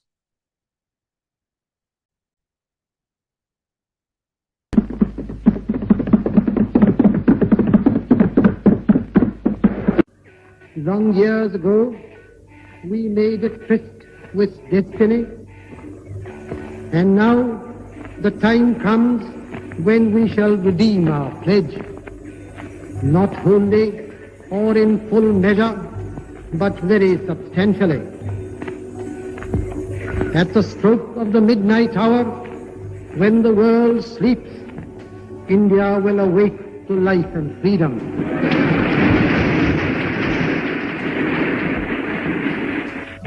A moment comes, which comes but rarely in history, when we step out from the old to the new, when an age ends, and when the soul of a nation, long suppressed, finds utterance. It is fitting that at this solemn moment we take the pledge of dedication to the service of India and her people, and to the still larger cause of humanity. At the dawn of history, India started on her unending quest, and trackless centuries are filled with her striving and the grandeur of her successes and her failures.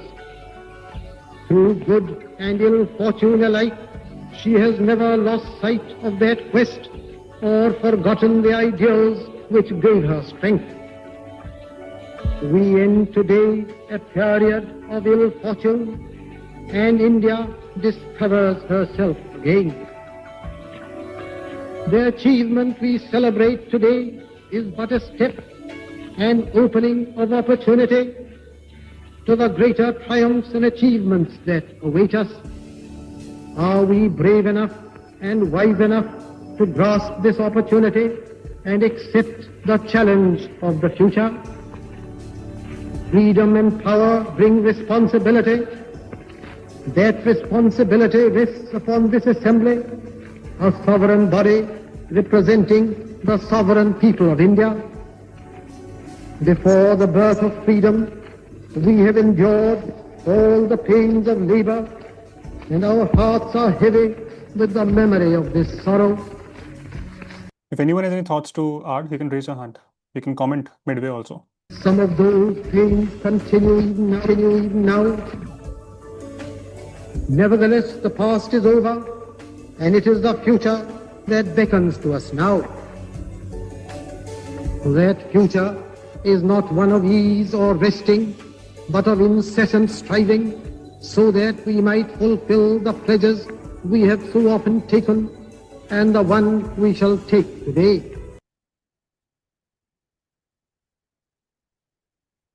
Yes, Shreya. And all of you, please This engage in line he classes. said. Yeah. So the line he said now that the past is over, but for today's India, the past is not over. It is like being dragged into present, and instead of asking questions about the present scenario, we are labeling everybody who's from the past and using them instead of holding accountable today's leadership. And so he also said that the I will give you responsibility. many short film ideas. So one idea would be, what if Modi gave this speech in 1947? What would he speak of? I would, I don't know, sir. I think I would doubt that he would be like this because India had got its independence. It was already partitioned on the name Perhaps he of will talk about religion. Marathas and Mughals. Let's blame them. Yeah, he could talk about them, On but sir, Harappans. for more than 200 years we were under the British rule. Like they looted us, exploited us. So maybe he would talk about Britishers, or maybe he would know Hindu and Christians. Who knows? So, and one thing he also said that the responsibility Just to be lies factually correct, even today we talk about with Aurangzeb. the. Yeah, that's true. But sir, then also he also said the responsibility lies with this assembly to represent India and its sovereign people.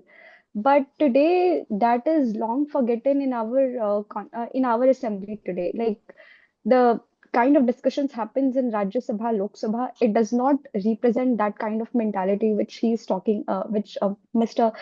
Former Prime Minister was talking about. And then also, sir, in one of our political science classes, we saw the video of Dr. B.R. Ambedkar where he said that why democracy would be a fail in India. He said that even if there is a donkey behind a symbol, people would vote for the symbol and they will not see We who will is talk running about behind that that symbol, in if a I'm minute. quoting it correct. But Aishwarya, I think you were raising your hand. After you.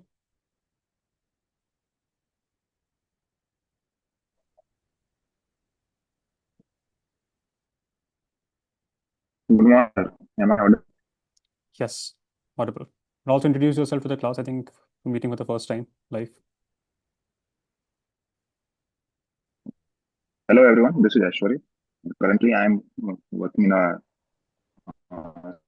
here and recently joined the community. So We missed everything that you I said think because there will be some. your audio was lagging.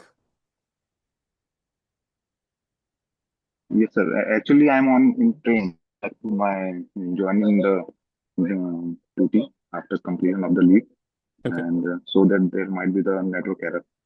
Okay.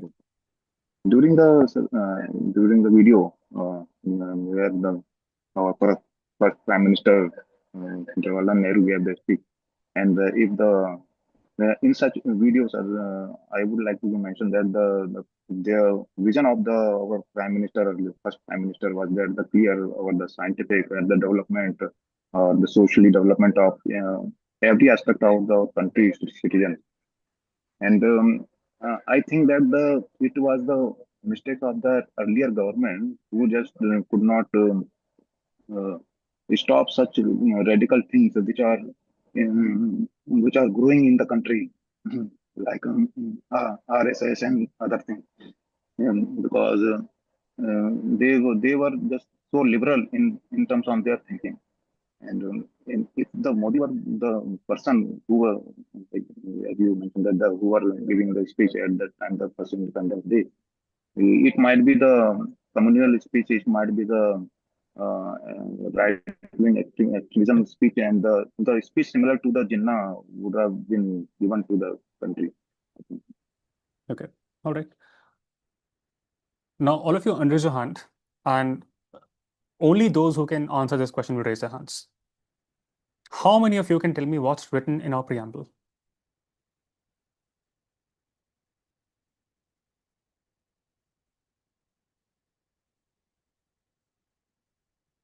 Yes, Amulya, what's written in our preamble? Can't hear you.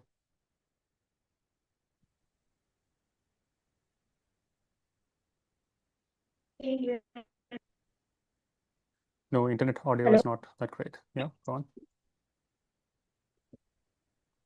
We the people of India do hereby resolve to constitute India into sovereign socialist democratic republic. Uh, uh,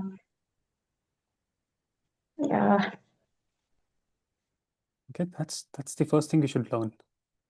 We, the people of India, having solemnly resolved to constitute India into a sovereign, socialist, secular, democratic republic, and to secure to all its citizens justice, social, economic, and political, liberty of thoughts, expressions, belief, faith, worship, equality of status and of opportunity, and to promote amongst them all fraternity,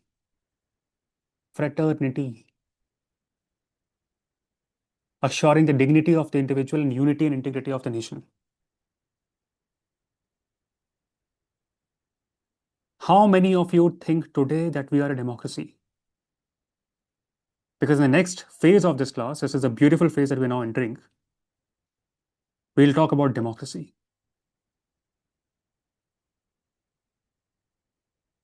This word democracy has been overused and overused and overused. And that's why it has been abused. And now this word is wrapped up in propaganda. And today, not many of us know what is democracy. So, what is democracy? I want you to read newspaper with this idea in mind.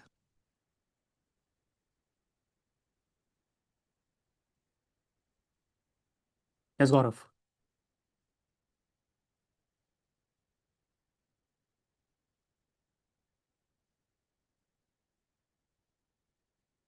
What is democracy? Such a simple question.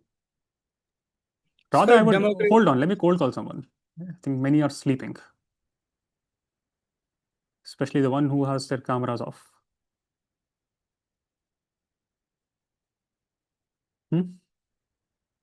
Sandesha, what do you think? What is democracy?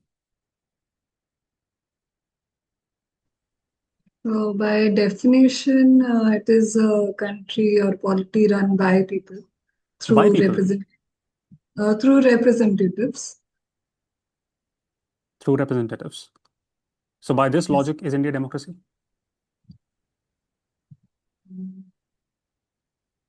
In books, in theory, it is maybe, but practically, Now tell me in books and theory also. Is India democracy basis its definition?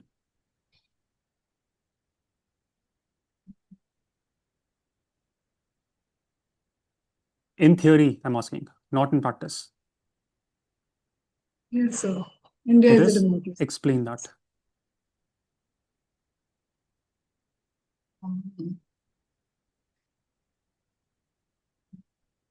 So because we have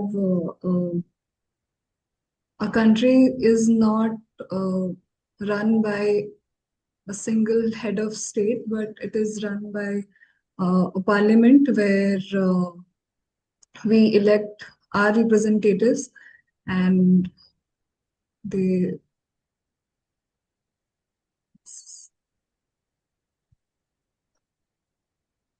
By this logic, North Korea is also democracy.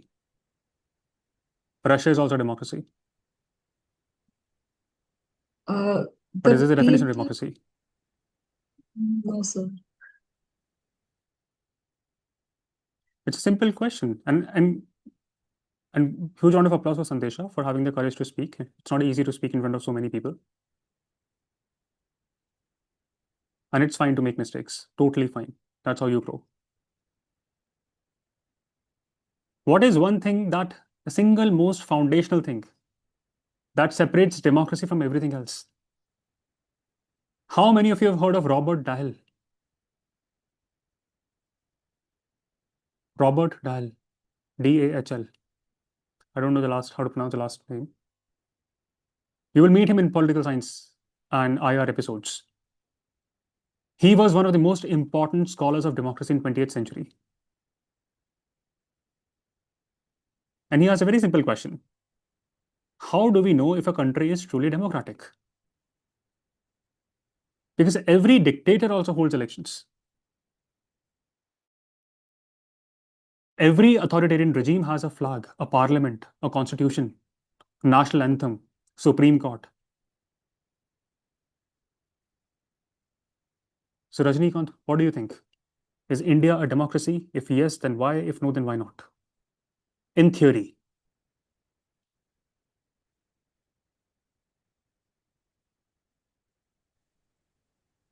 I think in theory, India is a democracy, but in spirit, it may not be. We will talk about spirit later. In theory, explain why is it a democracy? Because change in the political shift by without bloodshed. Because now theory needs to be changed. Today we'll talk about that theory. And theoretically, we will see where are the gaps. So the class that we have today will not be there in any of your books because the books have not been updated. None of the books. And it may take 10 years for them to be updated. What is the official name of North Korea? Do you know? What is the official name of North Korea? It's Democratic People's Republic of Korea. Democratic People's Republic of Korea. But is North Korea democracy?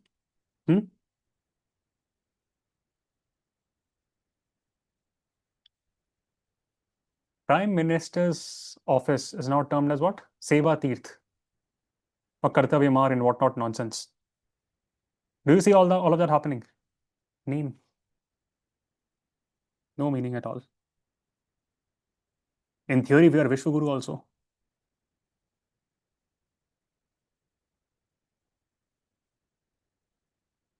Merely having the word democracy in your country's name does not make you a democracy.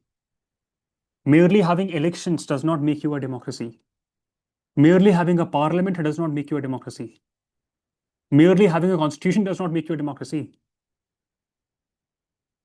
Robert Dahl, one of the greatest political scientists of 20th century, he identified 5 things you absolutely need for a functioning democracy. First, you need elected officials. The people who govern must be chosen by citizens through elections, not appointed by the Prime Minister, not nominated because they are friendly with the ruling party, elected. Second, there should be free and fair elections. Elections that are free, meaning you can vote without fear, and fair, meaning your vote counts the same as everyone else. And counting is also honest. Third, there is inclusive suffrage. Every adult citizen gets to vote. Not some, not most, everyone. It's goddamn right. I will decide the government. Government will not decide whether I can vote or not. Fourth, there is right to run for office. Any citizen should be able to compete as long as they're eligible for it. Fifth, there is freedom of expression. Citizens can criticize the government without going to jail, without their banks being frozen, without their YouTube channels being taken down. I want you all to hold these 5 things in your head and tell me honestly, are we democratic? Perhaps that's the first motion I want to discuss in today's Azad Parliament classroom. The most important question. Next 90 minutes will be dedicated to this. So we'll move into breakout rooms and discuss. Number 1, in theory, are we a democracy? In practice, we know we're not a democracy, but in theory, are we a democracy? In books you have read, we're a democracy, but now I want to question that and give your own reasons, okay? Let's move into breakout rooms and discuss with your peers and also introduce yourself when you're in the breakout rooms.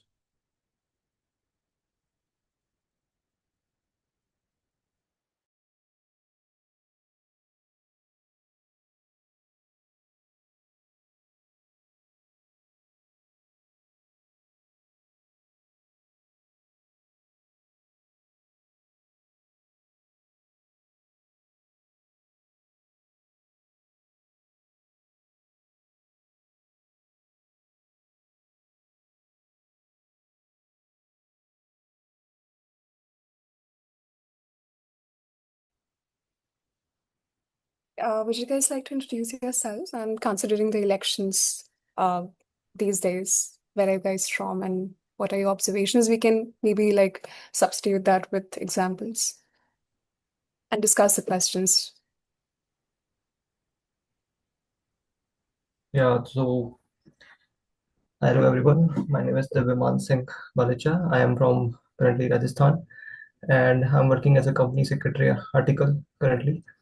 So my thoughts on this question is, are we truly democratic or not? So the democracy, basically, I'm not very expert in political science, although, but democracy has pillars. What I know is, but the most important pillar, that is the press. We have lost control of that pillar. The pillars are broken all by their own, and we are not actually, we don't actually get the information we truly want. Everything that we know, everything we get as a information is all blurred, all fake. We cannot even trust the press of our country, the national press. And this is, I think, very, very important for us. The elections are not fair. Again, the authorities, the next pillar, the authorities are not free. They are also biased nowadays. So that's what my thought are.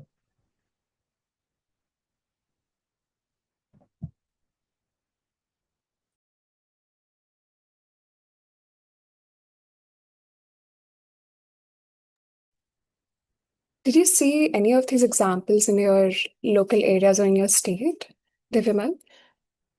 Did you get to experience this firsthand or observe that around you? Around, I think the very recent case of KJD is going on again. The solar power plants Adani is building in the Jaisalmer area. I think the peoples have protested, but they are not showing. The news channels are not showing that. Even the Rajasthan news channels are not showing because the government is of BJP, of course. And the peoples are actually protesting because their kettles don't have anything to eat. The only plant that is surviving on Rajasthan deserts are KJDs, and uh, there are no press releases. What act of violence, and we have also seen that, of course, political parties are blaming for that EVM and all those things, and wanted to shift to that postal ballot system and all. But I do not consider elections to be fair, although there are free. I mean, wants to hear your thoughts as well. I want to mention about the first point, which, based on these five principles, the first one would be elected officials by people. But currently, if we look at our portfolio, be it our finance minister, be it our external affairs minister, or yeah, a lot of important portfolios, they are actually coming from Rajya Sabha, which people directly haven't voted for, and that is actually concerning. And and coming to the fifth principle, freedom of expression. Yeah, right now, anyone who criticizes the government or any policy for that matter, we know what they are going through right now. So, in that aspect, also, I don't think we are a democracy anymore. In theory also, because you follow first past the post system. I think, Shashi, you were mentioning it earlier. We are choosing the people that are chosen by the minority, can be chosen by the minority also. So how are they the popular choice of the people? How is it the will of all the people? They are not, right? So in theory also that defies the whole principle of democracy. Also, people are not well informed about the realities. Like whenever we, if, for example, if we take the age of disaster classes, sir has mentioned a lot of things which the traditional media, and we don't hear any of it in the regular news channels. That means the normal people, common citizens, are devoid of real information. That in a way affecting their, vote choices. Yeah. See, do we need fundamental changes in the constitution itself, like first past the post system? We have several other voting systems as well as about this. In theory, India is democracy, but I agree with Aditya. India is failing in all the points, like in one way or the other way, like in inclusive suffrage. by using the special intensive revision, India recently in West Bengal, a lot of votes were curtailed. A lot of people has lost their right to vote. Yeah, it's a mixed. We cannot say that India is entirely not a democracy. In some parts, it is happening like uh, these practices which are, and also election commission is also compromised. I feel like Yeah. the selection of the election commissioner is itself biased. Like the panel, which includes the prime minister and the opposition leader and the minister of any minister, I can say. It itself shows that the election commission is compromised, and also we can think of uh, previous election commissioner. I'm not able to recall his name, uh, who worked really well S.Y. in Qureshi? conducting the free and fair elections. Are you talking about S.Y. Qureshi? No, no. I think you're talking about TN Session. Yeah, TN Session. TN Session. Yeah, we can take. That kind of people we need in this machinery to make India more democratic. I feel. We seem to be satisfying it in theory, but not in practice. And the thing is ki they are taking all sort of actions so that they can get whatever they want. They just want to protect their seat and all. And they are thinking, okay, even the way that I think when decentralization and delimitation, I think that happens. So when the way they map a territory like constituency. I'm not sure about So delimitation. Can you tell me what that yeah, is?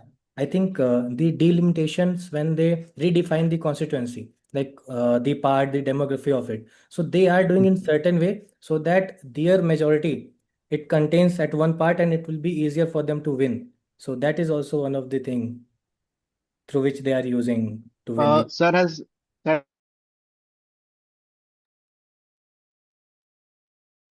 Okay, what do you all think? So anyone who thinks India is a democracy in theory, because that's what we are taught, how can we dispute that? So in theory, we are a democracy. Who agrees with that? Only those people who agree with that will raise their hands.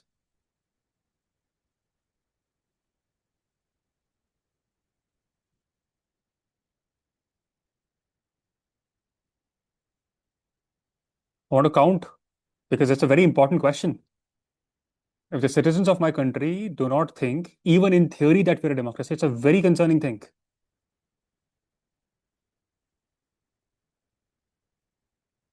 "35 people, that's it. We think that India is a democracy in theory." Sakshi, tell me, in theory, how India is a democracy. So India is a democracy in theory because we are directly electing our representatives. Our constitution has provided us the power to the people of the country to elect to elect our representatives, and we are electing our representatives through the parliament. Jaishankar was elected by us. He is a foreign minister. No, Nirmala no, sir. Sitharaman was elected by us. She's a finance minister. The two most important portfolios of our country. Or an Yes, essay sir. elected by us? By anyone? No. He's the most powerful man in our country.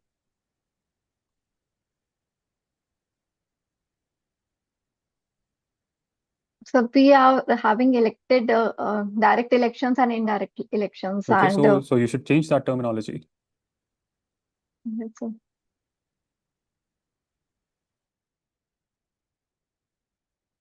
Rajiv, in theory, why is India a democracy? Yes, sir. I think we satisfy all these 5 points. Firstly, coming to elected officials. So we have elected officials who are elected directly by us or indirectly by the representatives that we have elected. So I think this first point satisfies. Secondly, free and fair No. elections. Yeah. Go on. At least on letters, we have free and fair elections. The spirit is debatable. Next, inclusive suffrage. Hold on. The most important part is debatable. And you say that in theory, we are a democracy. You just made a passing statement about the free and fair elections. This is the most important component. Because if this is debatable, then there is no argument to be made. Free and fair elections. It's the institution that is, what's the institution that's supposed to guarantee us that? Election Commission of India. Article 324 of our Constitution gives Election Commission of India the power to superintend, direct, and control elections. So the most important question is, who controls the people who control elections?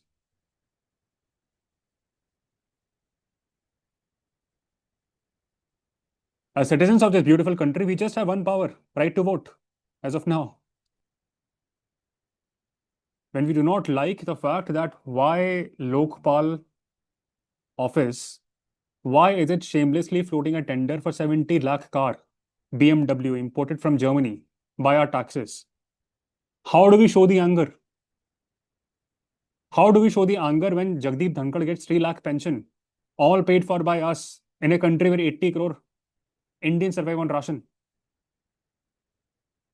How do we show the anger when every monsoon bridges collapse? How do we show the anger when every winter Delhi becomes unbreathable? We vote.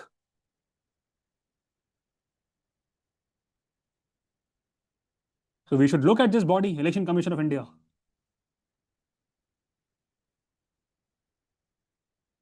Because in theory, certain changes have happened. How many of you have heard of Anup Baranwal? And what is that case all about? They can ask in March the following. In March 2023, something very historic happened in our country. Supreme Court in Anup Baranwal case, it brought in some balance, Prime Minister plus opposition leader plus Chief Justice of India. They would select the election commissioner. For the first time, citizens had some hope.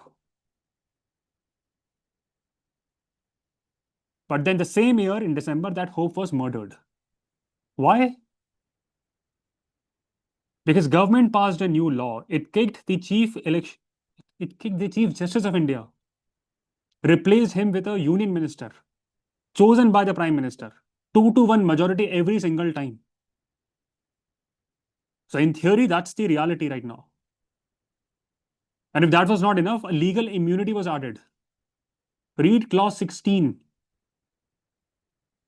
It literally says that no civil or criminal case can be filed against Chief Election Commissioner or election commissioners for anything that they do in discharge of duty. What does it mean? It means even if the election commissioner is caught sleeping, lying, colluding, you can't do anything.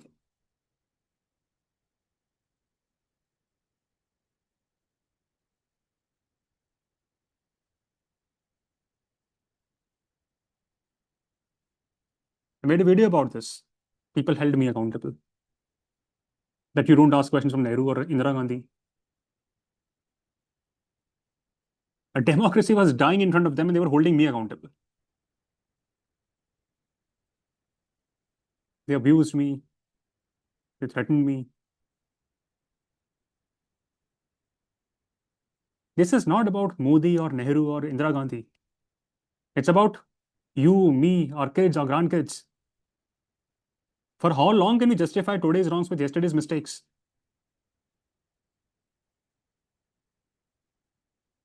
For how long can we be busy with BJP versus Congress, Rahul Gandhi versus Modi? At least one time in our life, we should talk about India in 2026. People say that you are able to put videos, so we are a democracy. If you were not a democracy, we would not be able to do it. Democracies do not collapse when enemies attack. It happens slowly and steadily.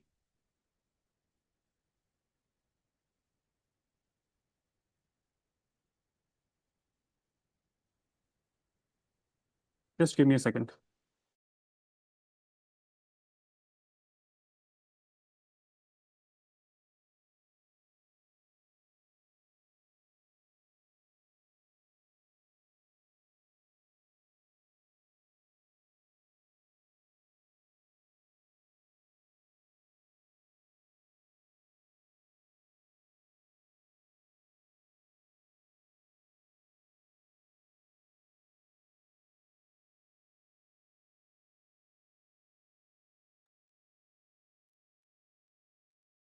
Yes, Gangotri, raising your hand. I know you unraised it. Ankit? Sir, I have seen your video that you made on the Anup Baranwal case, and I can remember that time when when that landmark judgment came, and subsequent legislation the Parliament has passed.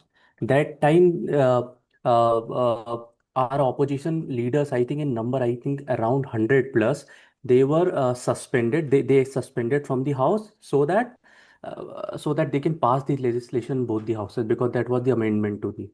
Otherwise, they would have faced the same scenario that have faced in the women reservation bill. Yeah. Rahul Gandhi from the opposition, and in fact, Anurag Thakur, just to be clear, from the ruling party, they have both done these press conferences to expose voter fraud.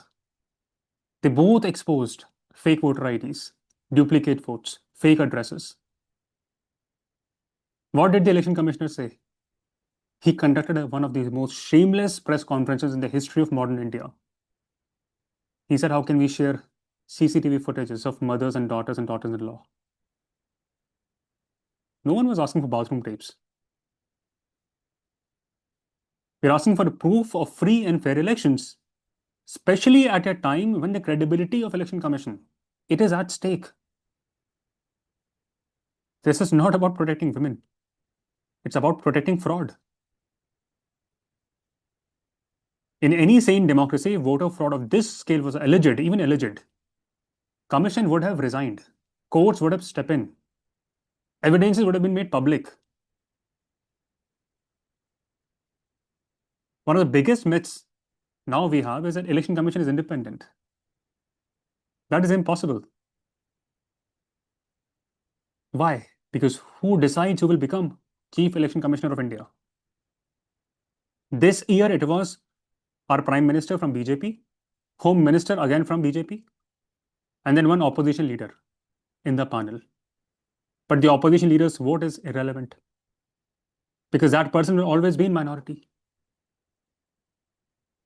Just ask yourself what happens in other democracies. We care a lot about the world. Just ask yourself what happens in US. The head of Federal Election Commission is approved by the Senate. That's a direct legislative check on the president. In UK, election commissions, there's Electoral Commissions Board chosen by a multi-party parliamentary committee.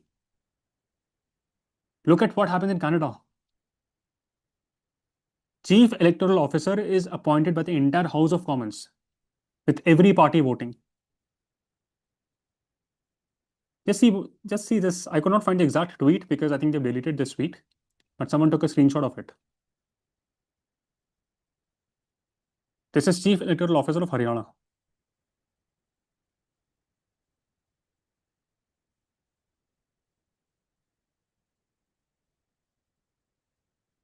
I'll give you the context. What is it about?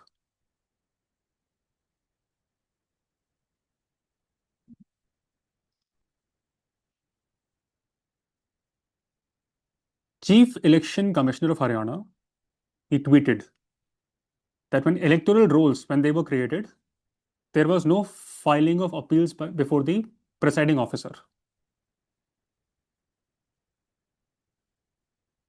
These were around the allegations of vote chori.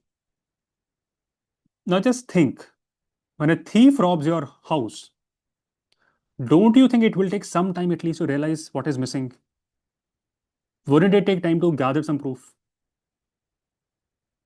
But because there is delay in reporting a robbery, would you say that there is no robbery? For them, deadline is more important than democracy. Leader of opposition presented official data when serious questions were raised about the integrity of voters list. The sitting minister raised similar doubts. Election Commission's job is to investigate. Its job is not to become spokespersons of the ruling party. Election Commission was supposed to be a constitutional body. Their job is to conduct free and fair elections.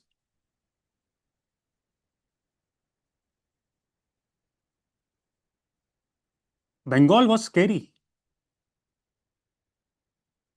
because now we have to ask a much more fundamental question than this.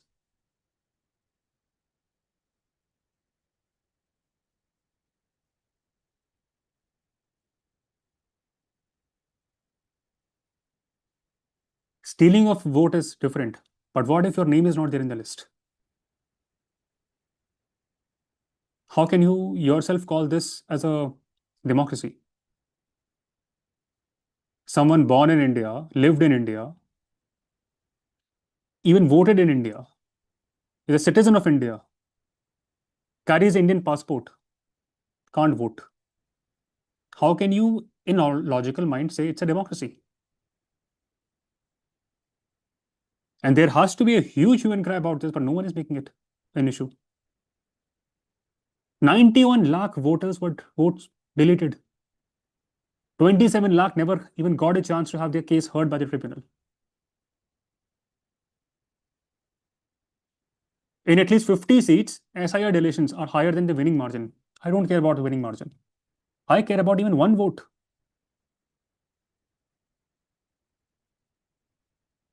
We grew up with stories of election commission, ensuring that the last man or person in one village in one person is able to vote. But here, government is deciding who will vote, who will not vote.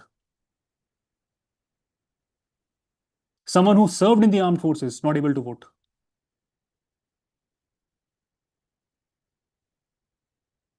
In 2021, in the West Bengal Assembly elections, 17 seats were won by a margin fewer than 500 votes. 17 seats. Where the winner and the loser were separated by fewer than 500 people. 80 votes, 60 votes, 43 votes, that were the margin. And even 50 names were illegally deleted from the voters list in one of those booths. That will change the outcome of the elections. In history, you will read about 46 elections in India. 1946, after Second World War. British held elections in India. Indian National Congress swept those elections. Those elections were imperfect, deeply imperfect. Many Indians could not vote. But those were the beginnings. They first proved that Indian people could choose their own fate. The men who wrote our constitution, they made and they saw this colonial rule. And therefore, Ambedkar ji spoke in length about the value of our vote, why it's one of the foundational rights.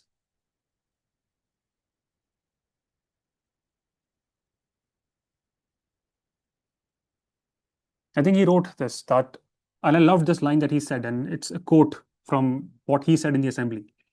He said, and listen to this carefully, he said that however good a constitution may be, if those who are implementing it are not good, it will prove to be bad. However bad a constitution may be, if those implementing it are good, it will prove to be good. He was warning us about this exact moment that we witnessed in India just a few weeks ago. Constitution is still there. Our words are still very beautiful: sovereign, socialist, secular, democratic republic. But people implementing it are deleting names for voter rolls, banning CCTV footages. Forget the 91 lakh votes. Forget the statistics. Forget the political noise. Let's talk about one person. One of my helpers, he comes from Bihar. Not politically active, doesn't care. But every 5 years, he goes to the booth. I ask him why. Why do you do it? Why do you stand in line? Why do you stand under the sun? Why go to such loops to get the ID card? Press the button. The answer is because at that one moment I feel like the Prime Minister or equal to the Prime Minister. Because my vote and his vote is the same. This is the only moment in the life of this republic where a factory worker will feel like Ambani. But now this is changing because a person sitting in air-conditioned office with a laptop and access to electoral database can change that, delete his name.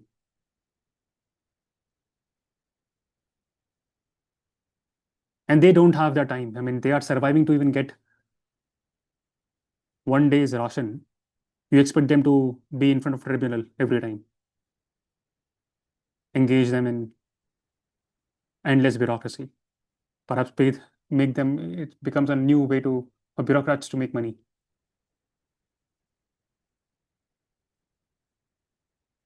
Now I'll tell you why this is dangerous. You know what's the first question a serious foreign investors ask before putting money in a country?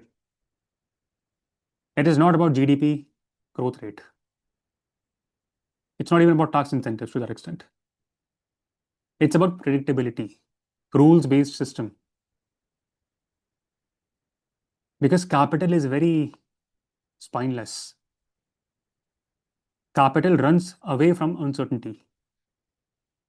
Capital does not go where it cannot predict what will happen tomorrow.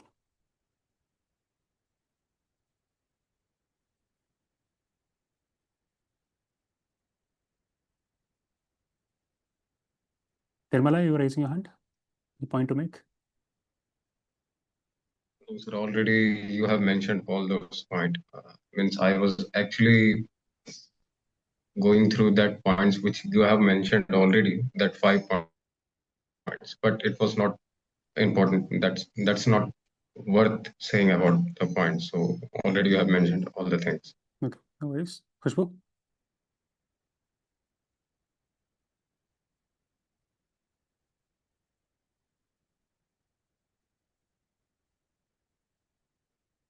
You can unmute yourself.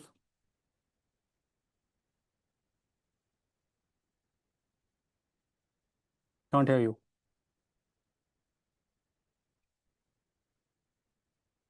We'll come back to you once you can solve your audio and internet.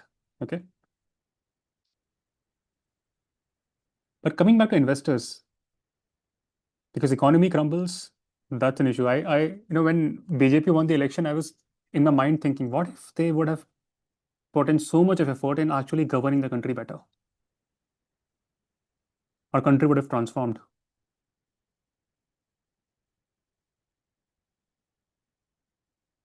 Perhaps they would have ensured better management the way China did in ensuring energy supplies. Democratic legitimacy is important for India and has been important for India. We were able to bring in capital because of that. But when elections are questioned, when voter rolls are manipulated, when election commission is questioned, what signal are we sending to the world? We're sending a signal India is a chaotic country. Rules can change any minute, parties can change any minute. Even if you do not break any rule, you could be in jail. If rules can change so quietly in elections, they can be changed in contracts also, in environmental clearances also, in taxation also. And that's the reason why in the past 10 years, despite all the Make in India campaign, all the ease of doing business rankings, India's share of global FDI has not moved the way it should have moved. Because that money went to Indonesia, it went to Vietnam, it went to Mexico. If even one legitimate voter is prevented from voting through a deleted name, a wrong address, a misleading document, people are saying it's an electoral problem. It's a constitutional crisis. That's the word that should be used. But we're still not realizing the value of it. Yes, Khushbu?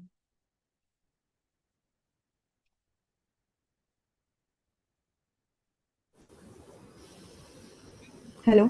Yeah. I'm audible, sir? Yes. Yes, sir. So you were talking about clause 16 of Election Commission that he cannot commit crime.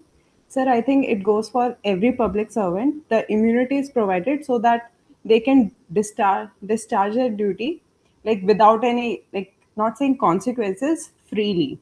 I think, but I might be wrong about the section. I think 197 of CRPC do provide certain exceptions for it.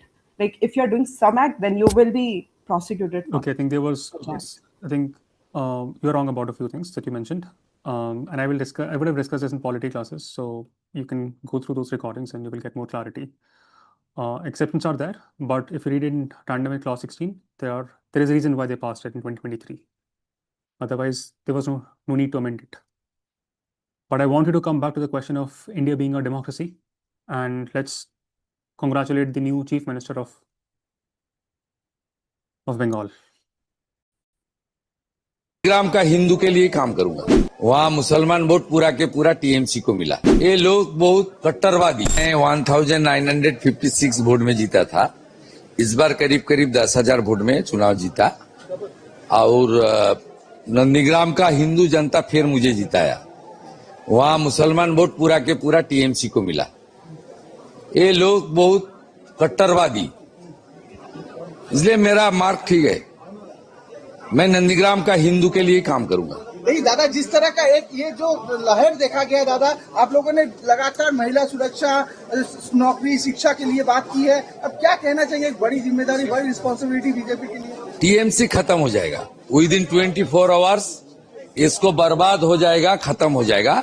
ये भ्रष्टाचारी परिवारवादी party, इसका कोई ideology नहीं है।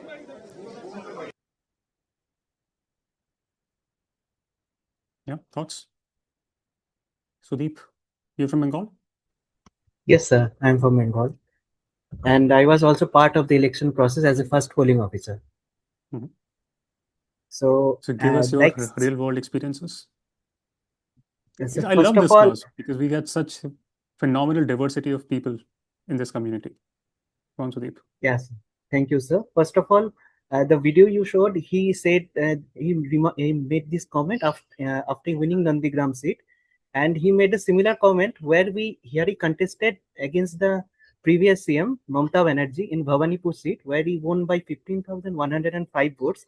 And after coming out after the end of the counting process, he made a comment that selectively commented that from this area Muslims voted for TMC, for this area Hindu voters voted for me, and that's why I won. And he also said that not only Hindus, Sikhs, and other religion apart from Muslims voted for him, therefore he won. And coming to my election experience in the polling station, I was in a polling station where there are in Kolkata, where there are total of 833 voters in the list, and out of that 800 voters came for voting. And what I sensed in them, in the voters, like it was around 95% turnout, and previously there was in 2021 elections it was way down than that percentage. So what I sensed that there was a fear working amongst the voters due to the SIR process. They were started to thinking that if I don't go for vote, my name may get deleted. Like there was nobody can delete your vote if you refuse to vote. There is also a manual on presiding officer. There is written if But one I think voter, Sudeep, that 95% number should be questionable because so many lakhs of people were not even allowed to vote. So their number is not counted for in ensuring that 95%. If you bring in that number, mathematically speaking, that percentage will come down enormously, by the way. And that's the size of what a mini European country. That's the amount of people who not got a chance to vote. Yeah, true. Like my father couldn't vote also, and I could vote. But I could vote. And you were also the polling officer? Yeah. Your father could not vote? Is he from Bangladesh? My father's, yeah, but he came way earlier than that. And he had all the documents. See? My mother could vote. Even my mother didn't have any documents because she went to +4 and stopped studying after that. And she could not understand the value of documents. Therefore, she didn't keep that. But she could vote. And my fathers have all the documents, but my father couldn't vote. And I could vote. Wow. Beautiful.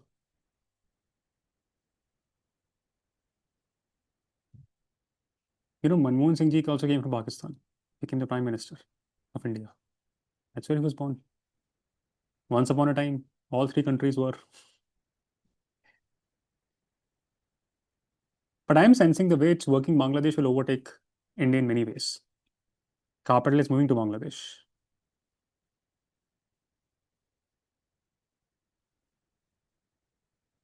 if an elected representative going to be the chief minister publicly declares that he will serve only member of one religion and keeps his seat, what kind of a perverse democracy produces that outcome?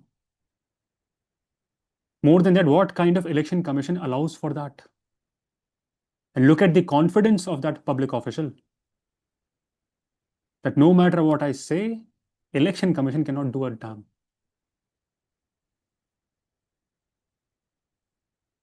Yes, Ananya? Yes, sir. This was the same person who was caught taking bribery on camera and was quote unquote exposed by the BJP on their official YouTube channel. So the moment he said the word quote unquote Bhrashtachar, that was the first thing that came to my mind. Modi ji spoke about him in public rallies, that he was caught taking bribe.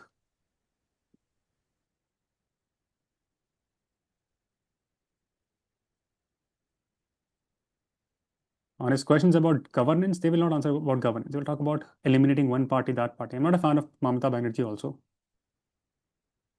But I care about people who vote. That's the only power. That's the only day when they feel like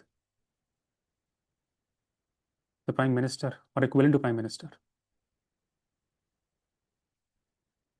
The first fundamental flaw that I want to talk about today in our democracy is first past the post system.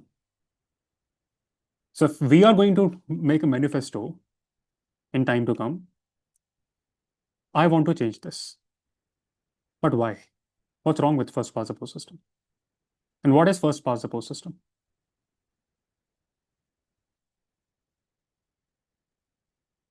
Yes, Deepak, Padamata. Yeah, first past the post system is basically a system where the candidate with the maximum number of votes wins, and like every elector, every voter only gets to choose one candidate. So if there are 5 participants and it's almost an equal split, like everyone gets 19% and one person gets 24%, even though it's only 24% of the voters who like that one candidate, he becomes the representative, or he or she becomes the representative. Isn't it a problem? Anyone who likes this?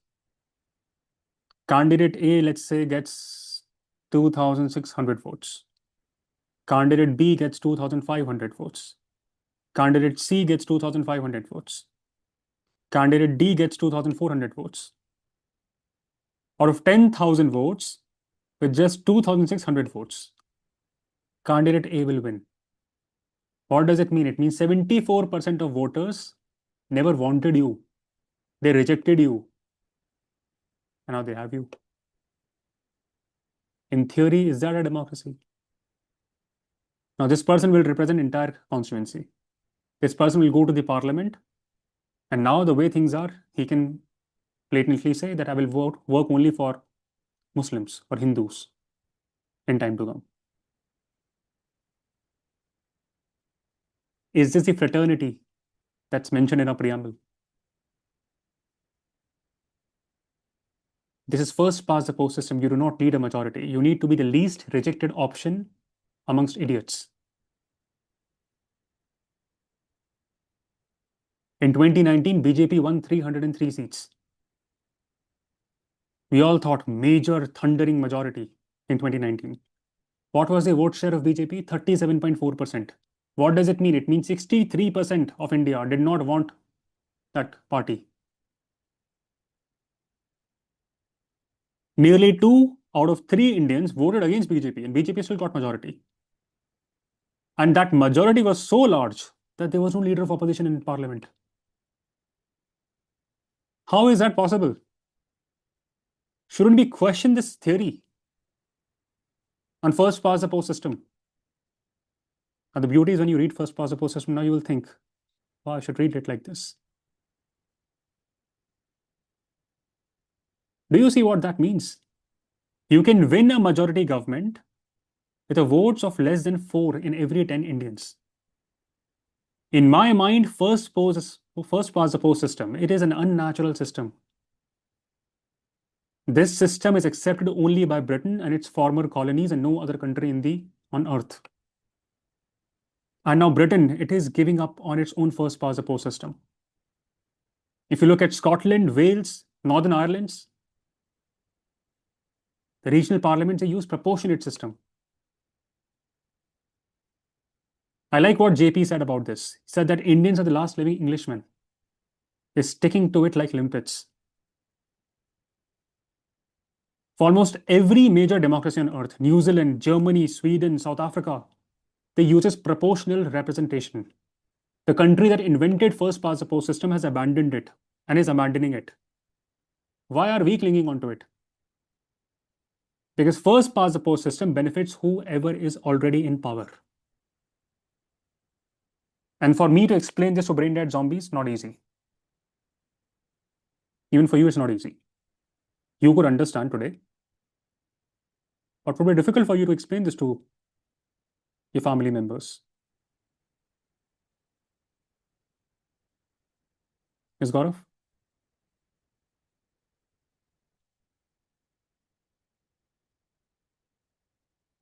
It takes a while for me to get to hear you. Sir, the countries which are opting for representation system, sir, literacy rate of those countries is way above India. Literacy rate will come up with a new ranking. Responsibility index will make it 110%. Sir, but this system. Prime Minister is not literate.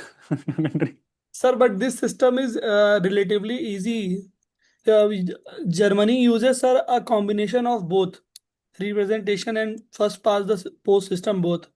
Sir, over the time, their overhang seat increased than what was originally sanctioned. Okay. See, I'll tell you one thing. The problem is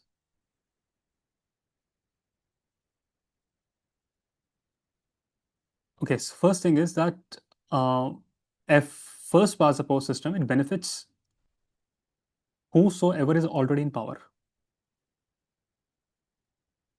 So it's not easy to replace it. But I'm talking about political standpoint right now. I'll come to constitution. It converts small leads in vote share into massive leads in seat share. If you are the dominant party, if a ground game is better than everyone else, first past the post system is a gift for you. And now we will combine that with delimitation in time to come for southern states. And today it's already combined with weakened election commission, deleted voter rolls, enormous spending advantages. Today in India, you do not have an election. It is a staged coronation, impossible to defeat. So for now, I see two problems. First is the problem with institutions like election commission.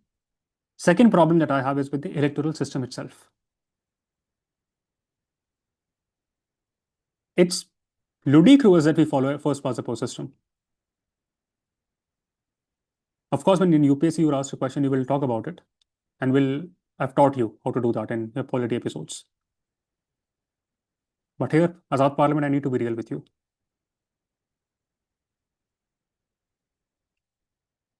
Now there's another problem for democracy. Take a guess, what is that? Why do I say we're not a democracy? Even in theory. Yes, Dikshant? Theoretically, I think we are democracy, but largest democracy in the world. Not just a democracy, but sir, you take the example of Jai Shankar. You said that he is nominated, but sir, there is a provision in the constitution that after the 6 months he have to elected for the No. He's of the house. nominated from Rajya Sabha, so he's already elected member of Rajya Sabha. So that's not the provision. Again, go through polity episodes, you will realize what I mean. Shashi? Sir, I see a flaw in freedom of expression principle where actually voters don't have the right to information. So many things that Hold we on. spoke in. Hold on to that. Voters don't have the right to information. Now here I will show you a very interesting news article. And this explains why is that the case. Have you all heard what's the, if not Modi, then who? Why is that a question?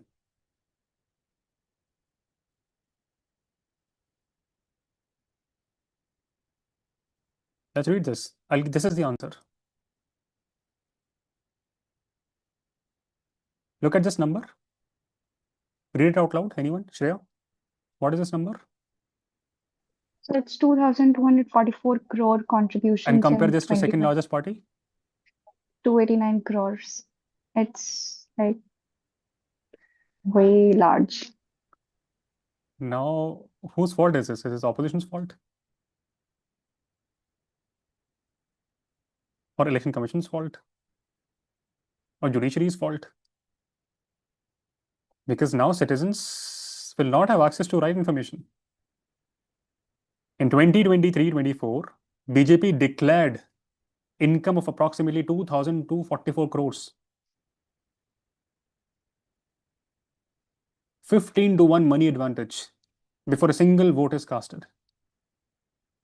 Now add to this 3,260 crores spent by Government of India on advertising in 2023 and 24 alone in just 1 year. Government of India paid 3,260 crores to Google and YouTube and whatnot by your tax money. Runs ads on every newspaper, every television channel, every digital platform. And all of that will have one face, one name, one party. A government advertising almost 3,260 crores of its own greatness in 1 year, with a 15-1 funding advantage over its main opponent. Running an election through a commission it effectively controls now, through Home Minister and Prime Minister. And we're calling it free and fair election. Anyone who is under 18 right now, because I need to be careful. If you are, then you're watching all this with your parents' approval. So let's watch a video. Because the discussion we had in last 5-10 minutes, from money to control of election commission to the spending on advertisements, before you have casted the vote, should remind you of this. We ask, who is General Aladdin? According to Wadian propaganda, Hafez Aladdin was born in 1973. He did not know his mother, who died in childbirth. The only son of the savage dictator Omar Aladdin, he gained power at the age of 7. Eccentric and with unlimited oil wealth, he recently hosted his own Olympic Games.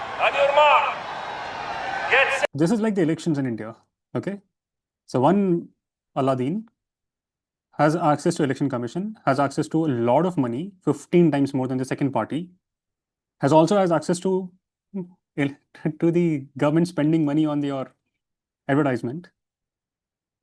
And then it has access to ED. It has access to police. It has access to CISF, and whatnot.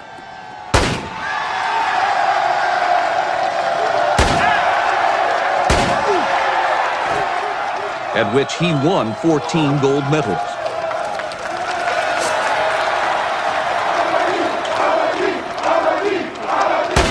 Often described as ignorant, he changed over 300 Wadian words to Aladdin, including the words positive and negative, causing mass confusion.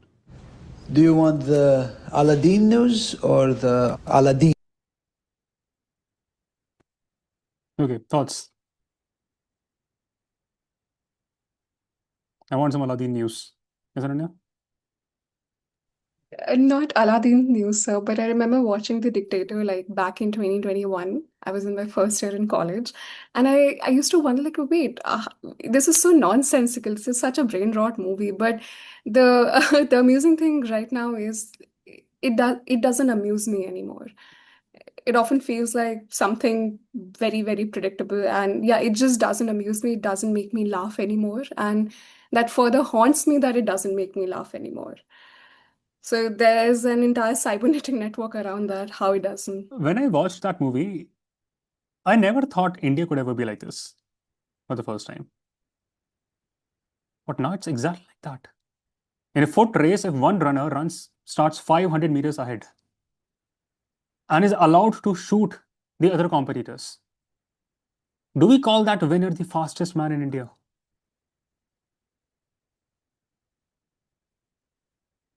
Deepak. Yeah, only thought is truth is stranger than fiction.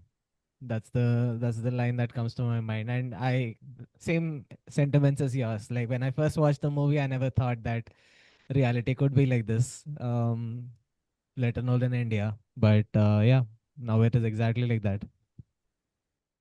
Ask yourself, why did Supreme Court strike down electoral bonds in February 2024? To all those who have joined in new, there's a class on electoral bonds and polity episodes. You will go through it anyway. So what were these electoral bonds? In simple words, they were secret donation system. It was a blot on Indian democracy. A company could give hundreds of crores to a political party and public would not know who gave that money, how much they gave, and what they got in return. Can that be a democracy? Imagine a builder gives 100 crore to a political party after some ED raids. A few months later, the same builder gets land. He gets land clearances, he gets contracts, protection from ED.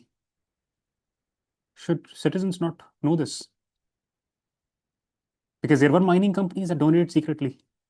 And then forests were cleared, tribal land was taken, environmental rules were relaxed. People whose lives were destroyed, they should know who paid whom. And that is why secret political funding is dangerous. Because when money is hidden, power is also hidden. And when power is hidden, corruption becomes very easy. BJP received 60% of all bond money.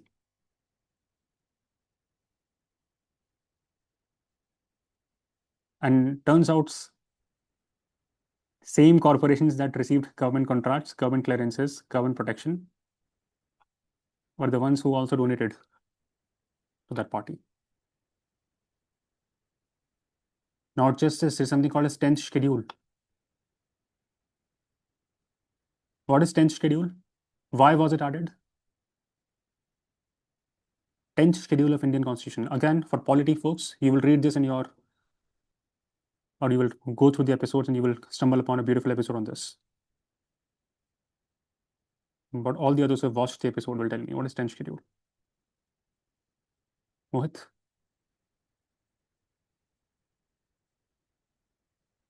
It's anti-defection. Member of parliament would vote against. No, your voice is cracking. Harshada? It's the anti-defection law placed in the 10th schedule of our constitution.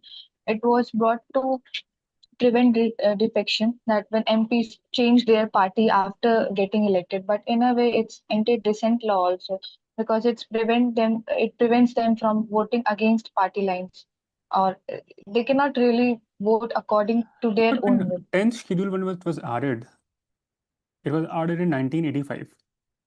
It says if a member of parliament votes against their party's directions, they can be disqualified, removed from the parliament, and speaker will decide. What is it all about? By the way, UPSC has asked questions. Which Constitutional Amendment Act? I think it was 52nd. Added in 1985. In simple words, people call it anti-defection law. I call it anti-dissent law. But yeah, people call it anti-defection law. It says if a member of parliament or MLA leaves their party or votes against the party's directions, they can be disqualified, removed from parliament, removed from assembly. Question is, why was this law introduced? There was a reason for it. It was introduced because Indian politics had become a marketplace. After 1967 elections, MLAs and MPs started changing parties like they're doing now these days.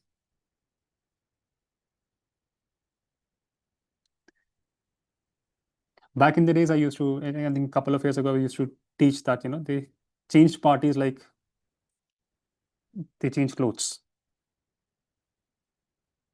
But now they change it like the way we see it happen. Today, Congress, tomorrow, Janata Party, day after tomorrow, some regional party, next week, independent, and then suddenly a minister or chief minister. There was a phrase for it called as Ayaram, Gayaram. Anyone heard that phrase? Ayaram, Gayaram. Where does that phrase come from? That was the era of India's Ayaram, Gayaram politics. Yes, Dishant? Sir, I think it had come from the Haryana. I think Haryana, there was a Haryana is very minister. famous. Andaman is getting cleared and forest will be in Haryana. Compensatory forestation in Haryana. And people buy this. A Haryana MLA named Gaya Lal. He changed parties multiple times in a very short period. And that became the symbol of Indian politics. And it's very dangerous also. You vote for Raghav Chadda because he's from AAP, but then he becomes a BJP after winning elections. That's not democracy. That's not even democracy. What is it? Ludocracy.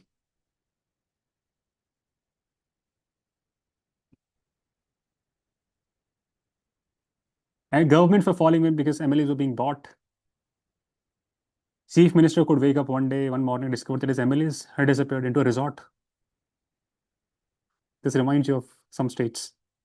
Goa, it happened. So it looks like anti-defection law is not working. So back then, Parliament said that this is enough. If a person wins on one party's ticket, that person cannot simply sell that mandate to another party. And that is why 10th schedule was introduced. On paper, it was beautiful, but in reality, we know what's the reality. It was supposed to bring in some stability. But now, people say this medicine has become a poison. This medicine of 10th schedule has become a poison for Indian democracy. Why?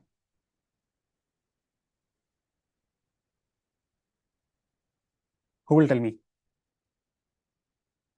Because this 10th schedule made them silent. Suppose you elect an MP from your area. You elect her because you think she will speak for your city, your village, your farm, your farmers, your students, your roads, your hospitals, your unemployment. Now imagine if there's a bill in the parliament. That bill is very bad for your constituency. That bill is very bad for your farmers, very bad for small businesses. And your MP also knows this. And she also knows that if this law passes, people in her constituency will suffer. What should she do? Someone told me India is a democracy in theory because people elect their representatives. These representatives represent them in the parliament. Here is a scenario. A bill is there in the parliament. From your member of parliament to every citizen of your constituency knows this is wrong for your constituency, for your area. The question is, what will that MP vote for?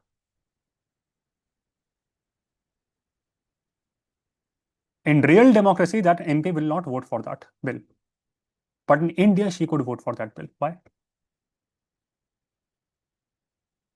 World's largest democracy. Shashi?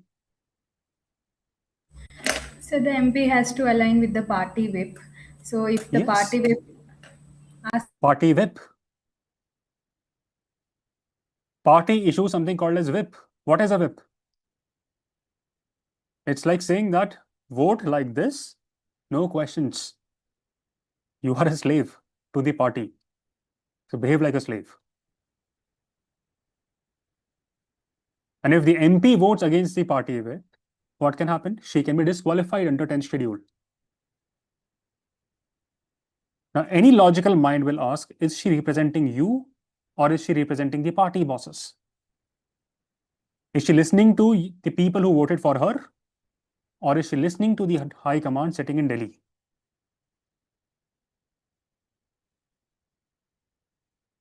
There is a difference between defection and dissent.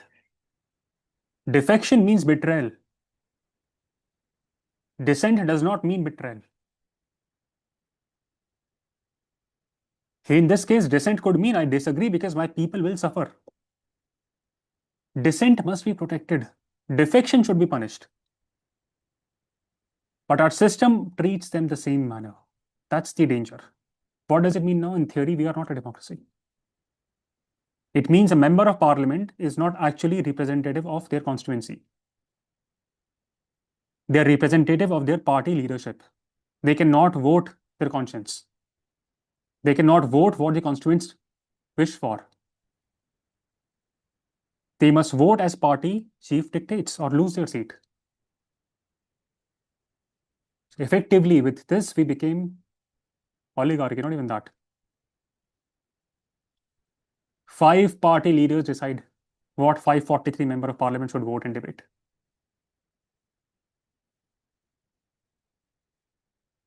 If an MP cannot vote against their party, even when they know that policy is wrong, even when their own voters are being harmed, what is the point of having 543 MPs? Just have 2 party leaders and be done with it. Why have these many members of parliament? Only Modi ji should sit. I think Nitin Nabin these days. Mamata Banerjee should sit. Mayawati should sit. Rahul Gandhi. Less than 10 people. That's it.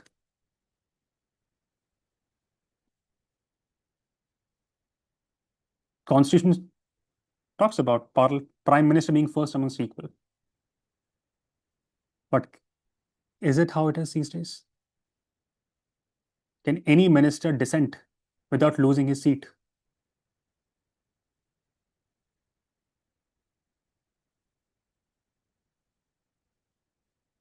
Look at India's most powerful ministries: foreign affairs, finance, Rajya Sabha MPs. They can't win elections. So they will behave like slaves to someone who has offered them the seat. They are not accountable to you. They are accountable to the prime minister. Or in this case, Amit Shah. Preamble says, we the people. But the people who make your foreign policy, people who make your life hell, people who decide your economic policy, who tax you, they were not chosen by the people.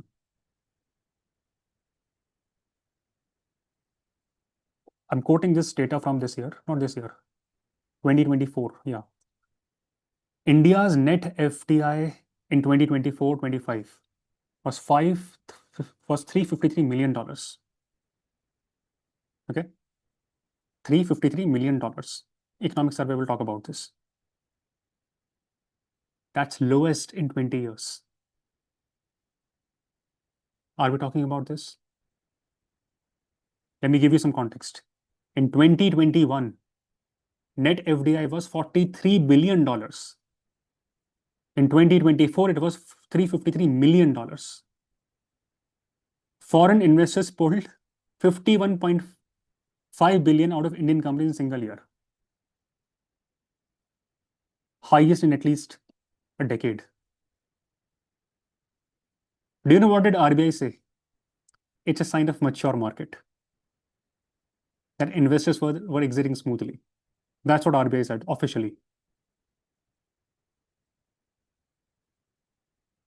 It's like your employees are leaving your company at record speed. And your CEO tells the investors, this shows how smooth the HR process is. Would you invest more in that company?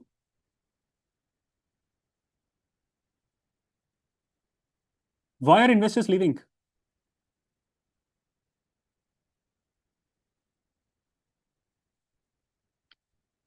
I think I was lying when I spoke about I will not talk about foreign policy. I should talk about foreign policy. We don't meet daily. We meet once in a while, so classes will extend. And this will set a good record on how to even read news. How many of you have heard of China plus one concept? China plus one. Anyone? You should use these terms in your means, your interviews. What is this China plus one, Deepak? It's typically used for basically sourcing your manufacturing. It used to be that China used to be the sole source of manufacturing for a lot of companies, but now they've gone to a China plus one strategy where they're trying to diversify into a different country just to protect against tariffs or something like that. Basically, go to Indonesia or Vietnam or some cases India, other countries, basically. After COVID and after the US-China trade war, companies started realizing one thing, that depending only on China is dangerous. And therefore, let's look for second manufacturing base. So one factory in China plus one factory somewhere else. That is China plus one. If we had an educated prime minister, this was a golden opportunity. But we have a real maker. And we lost that opportunity. Because it was India's moment, a big moment to transform our entire life. We have young people, we have engineers, we have huge domestic market, we have ambition, we have English speaking talent. We were naturally placed in that position. World should have come to us. But the question is, did it? Where did the money go? It went to Bangladesh, Malaysia, Mexico, Indonesia, Vietnam. But why? Because we were busy with Hindu, Muslim, Aurangzeb, Shivaji, Durandar Part 1.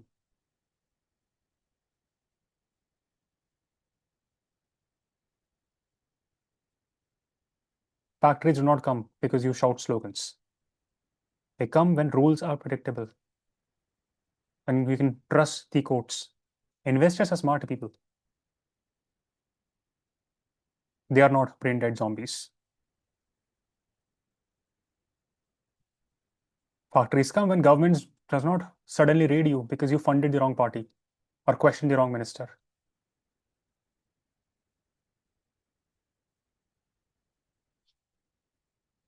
Comes where there is some law and order.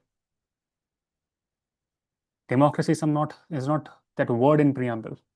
Democracy is the infrastructure. It was India's story. Democracy is how we sold the beautiful Indian story. It's story of secularism, inclusiveness, growth, and even economy. We sold the story of independent courts. That's the infrastructure. Free press. That's the infrastructure. Neutral election commission. That's the infrastructure. Functioning parliament. Fearless civil services. A police that follows laws.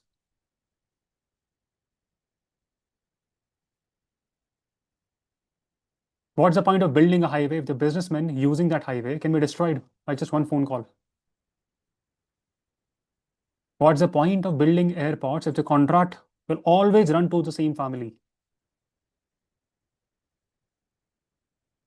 What's the point of calling yourself a $5 trillion economy if ordinary citizens are scared to post one political post on LinkedIn? That's why politics matter. Not because it's just entertaining. Because politics decides the future, how it is built. India was supposed to be the great China plus one beneficiary.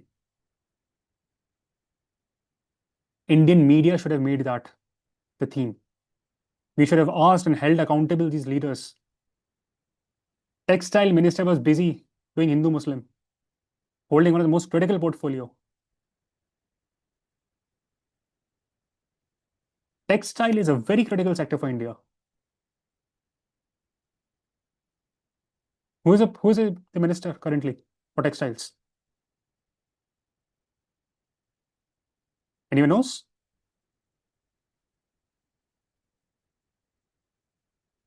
Quickly Google and tell me what he stands for. Where is he from? No one knows textile minister of India. Cabinet minister, I'm asking, not MOS. Sankit? Uh, Sir, if I'm right, I think Giriraj Singh from Bihar. Yes. His focus is on promoting jhatka meat.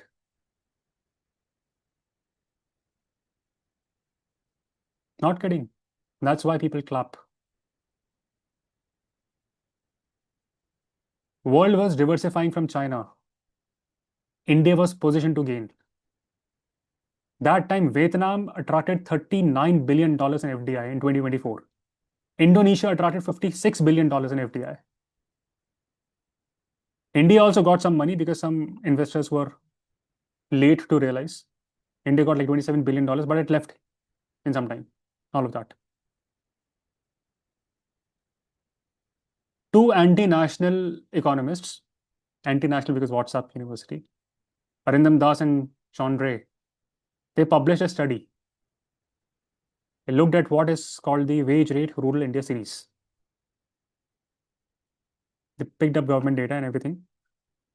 They found that in 7 years before 2014, rural real wages grew rapidly.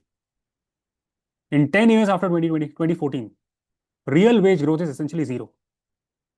In last 5 years, real wages in non-agriculture are actually negative. What does it mean? India is becoming poorer at a massive scale. Indians are becoming poorer at a massive scale. I can bet and give in writing, if your currencies are saved in Indian national rupee today, you won't be able to even afford anything abroad in time to come. Going to Thailand would feel like we're going to Europe.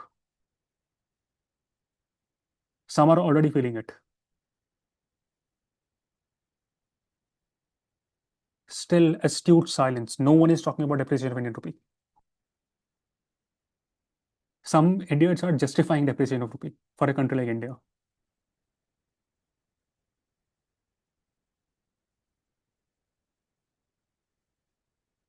Rupee in 2014 was approximately 60 to a dollar. By 2025, it was 84-ish. Today, it's almost 100. India, it's a net importing nation. Unlike China, that has trade surplus of over $1 trillion, India runs trade deficits. Many videos have been sponsored and been told that China has revalued the currency. Japan did that, but Japanese, Chinese, they export to the world. India does not do that. We import. Our imports are also inelastic in nature. We import our oil from Saudi Arabia, UAE, Russia, US, Kuwait. We import 88% of our oil, 50% of our natural gas. Look for electricity bills in time to come. Fertilizers, that's the backbone of Indian food. We import urea, potash, phosphate from China, Jordan, Saudi Arabia, Canada. And that is why food is getting expensive. The real one. We have adulterated also. Paneer for what? 15 rupees per kg?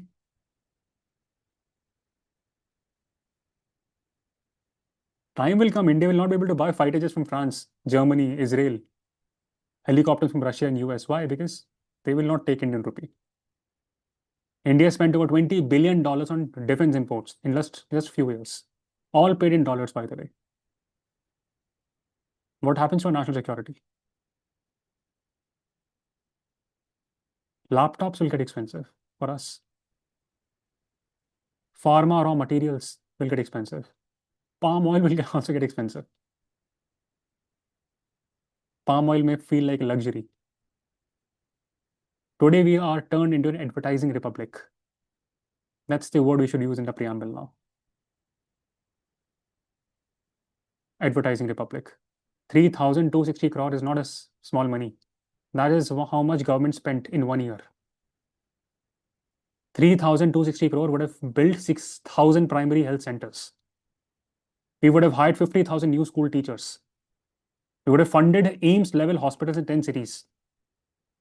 But we paid for all that with images of one prime minister on every newspaper, every bus shelter, every television break. That is all accounted for money that they have declared, funded by taxpayer. How can they even justify paying taxes? Not even a democracy, in theory.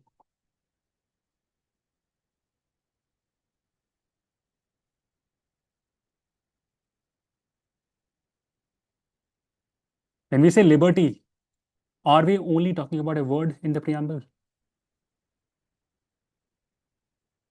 When I talk about liberty, I want every citizen should be able to speak, think, question, write, worship, love, work, live without fear.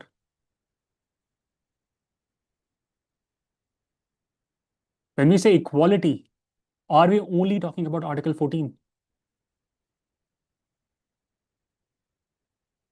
Dalit child to Adivasi women, to poor farmer to migrant worker, disabled student to a girl from a small village, they should receive the same, they should receive the same dignity and opportunities as everyone else. What is fraternity? The video that we saw of a chief minister of West Bengal, that's not fraternity.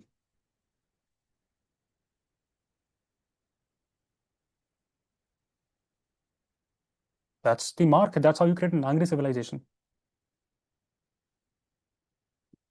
This is why today's class becomes very important. India's freedom struggle was not only a struggle against British rule. It was also a struggle to define the soul of India. What kind of nation should India become after independence? Should we become a Hindu Pakistan? Is that what we want? Will we all be safe then? Should India become a socially just country? Or not? Morally, where do we stand on issues? Like some people say that we are now run by Israel. What was the reason for a prime minister to go and speak so highly about Israel when he knows that we're dependent on Iran and Gulf?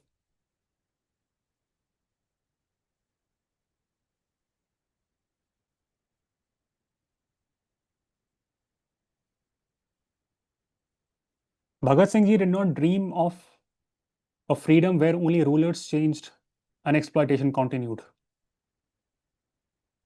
For him, revolution was not merely the sound of bomb or slogans. Revolution meant transformation in society. It meant freedom from poverty, caste oppression, communal hatred, blind faith, and economic exploitation. We are not a responsible country. Finland is more responsible than us.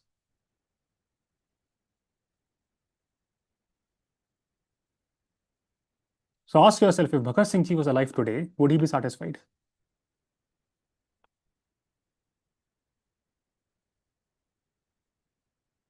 Do you think India is a weak country?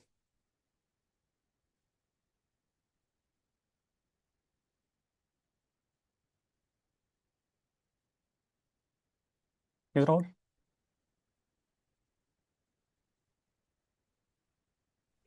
A very difficult question, I would say, but my belief, yes, India is weak because Indians are mentally weak right now. Because people are weak.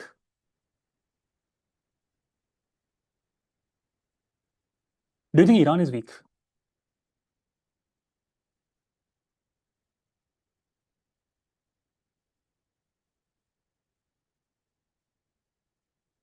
Ankush?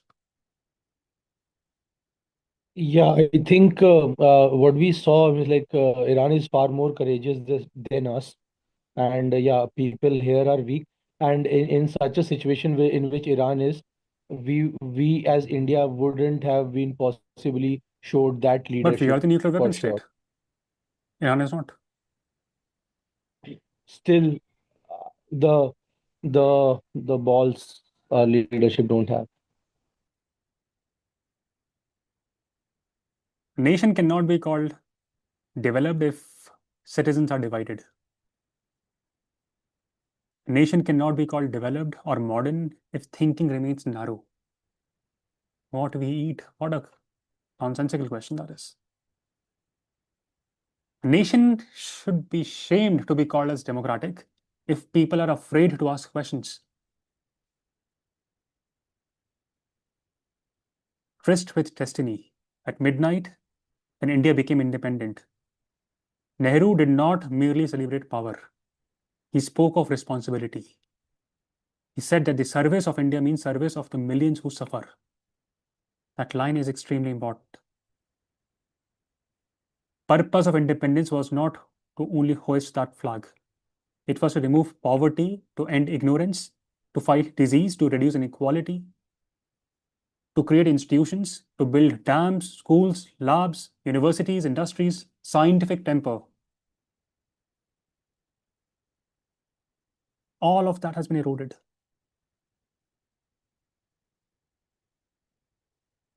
Future of India is not GDP. Even then, there we are lagging behind.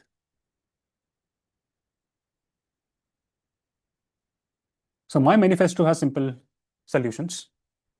First is simple.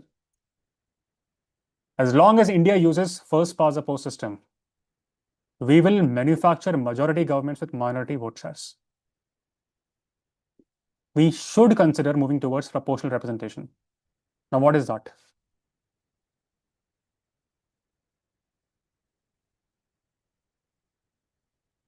Proportional representation.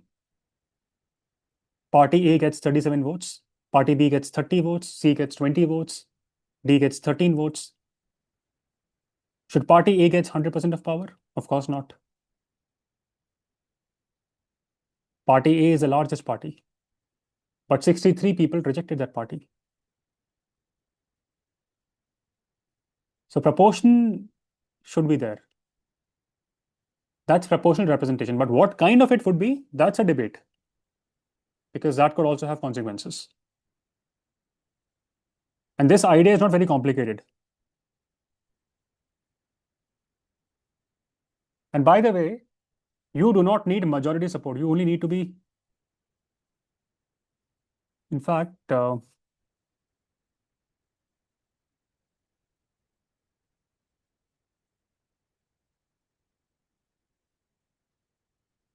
yeah. So in the first two general elections that we had in India, 1951 and 1957, India used multi-member constituencies in many places. Do you know that? Those elections were not like the ones we have these days. In 1951, the first Lok Sabha had 489 elected seats from 401 constituencies. Many constituencies elected 2 members. One constituency elected 3 members.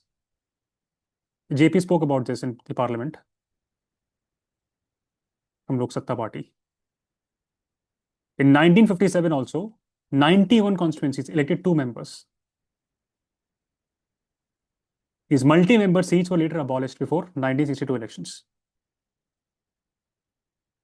So it is possible. It proves something very important. Single member constituencies are not some eternal truth of Indian democracy. They're a design choice. And today that design is producing distorted results. We should redesign it. But now the question is how? India does not have to destroy constitution for it. Parliament can reform the electoral system by amending election laws, including the Representation of People's Act.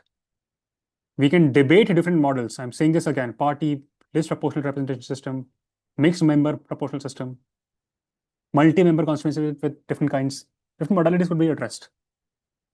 But the principle that I want to follow for India is votes must translate into seats more fairly. That's the idea of democracy.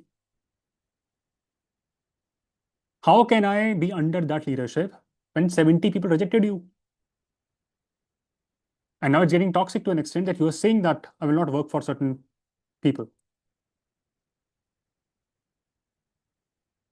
Democracy is not about who wins. Democracy is about whether the people are truly represented or not. That is the first thing you said. People will elect their representatives who will represent them in the parliament. Is that happening? No. That's how you will have a parliament that is truly diverse. North, South, East, West, Dalit, Muslims, Hindus, Sikhs, Christians, poor, middle class, farmers, workers.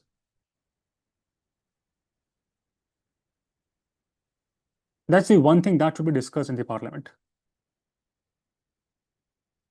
Second thing that we need is election commission must be truly independent. I'm so sorry, Ronika, because the class has extended. So I will, but yeah, what's your question?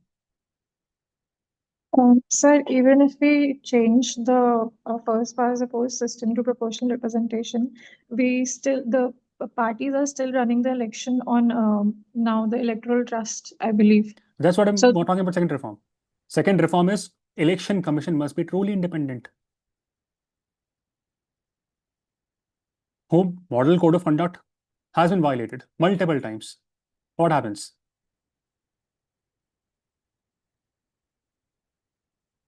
Anup Baranwal case was a historic case. We lost a chance. Why Chief Justice of India was important in that panel? Because Chief Justice was the neutral constitutional balance. Prime Minister represents the government. Leader of opposition represents the opposition. CGI represents constitutional independence. But then law passed. And what happened? Amit Shah replaced Chief Justice of India. Now we have a Prime Minister, Union Minister chosen by Prime Minister and Leader of Opposition. And then we have Clause 16 beautifully added this year, that year. 2023 law gives legal protection to Chief Election Commissioner and election commissioners for actions done in the discharge of their official duty. Some protection is normal, as one of the misfitters mentioned. Every public servant needs protection from frivolous cases. But if immunity becomes too wide, accountability will disappear. If voter rolls are manipulated, he should be held accountable. If CCTV footages are being deleted, he should be held accountable. Otherwise, what's the fear? You can't touch him now. He can do whatever he likes, you can't touch him. If complaints are ignored, you can't touch him. He can decide to not meet opposition parties. You can't do anything. He can officially be the spokesperson of the ruling party. Can't do anything. If the law says no civil criminal case can be filed against them for official actions, then who will be held accountable? And what is independence without accountability? It becomes arrogance. Second reform should be election commission must be constitutionally protected from executive capture. Why do I say executive capture? Because look, who is deciding it?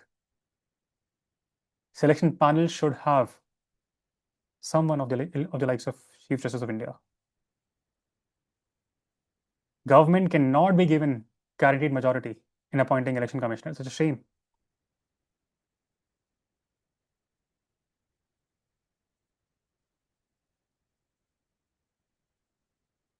Today, I think the only way to strengthen Indian democracy is to attack and question election commission.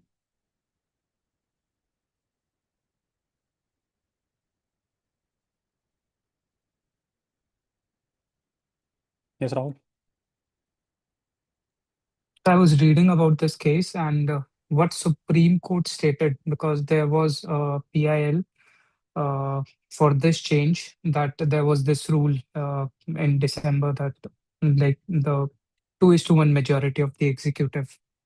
So Supreme Court said that the order that we did in Anup Banwal case, it was that until and unless Parliament makes a law, this is going to be the composition. So right now, even judiciary is just looking at the letters of the constitution and not looking at how, like, what's the spirit that this thing carries. So even it's a multifold problem here.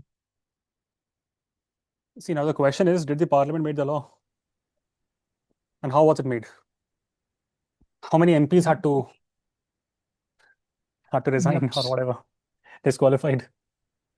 Exactly, like these should be taken into account how the law has been enacted. And I think so there are proofs of what was done during that. But still, like if they are not taking the initiative, and I don't think so people are too conscious that we can ask these things even. And to whom should we ask? And that is why third reform also becomes critical. The third solution is reform the 10th schedule. Anti-defection should not kill dissent. I know this personally.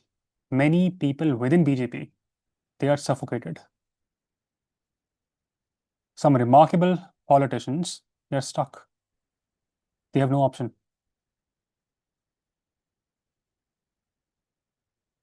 They're suffocated. Their conscience does not allow them to be there, but they have no option, no choice. When you vote for an MP, who are you voting for?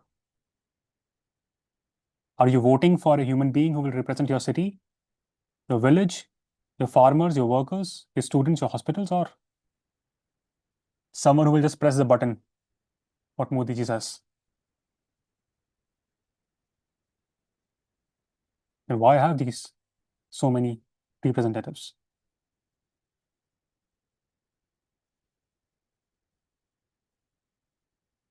Anti-defection law. On paper, it was created for good reason. Everything is created for good reason only. Great Nicobar Forest will be cut for good reason. Hasdeo in Chhattisgarh for good reason. What do you make out of it? Defection must be punished, but dissent should be protected. That's the idea we want to move towards. In my view, anti-defection should apply only to confidence motion and money bills. And do not worry if you have not do not understand what is confidence motion or money bill, because in polity episodes, we have covered this beautifully well. Why? Because these are situations when government's survival is at stake. For ordinary legislations, MPs must be free to vote basis their conscience. This is exactly how British Parliament works, or how many democracies work. A member of parliament who cannot vote against a bad law is not a representative, he's a slave. It's not a democracy, even in theory, when you have this 10 schedule the way it is today.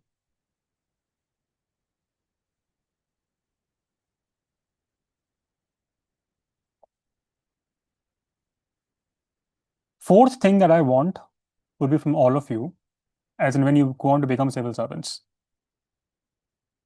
Are civil servants neutral? If I ask you this question in the interview, what would you say?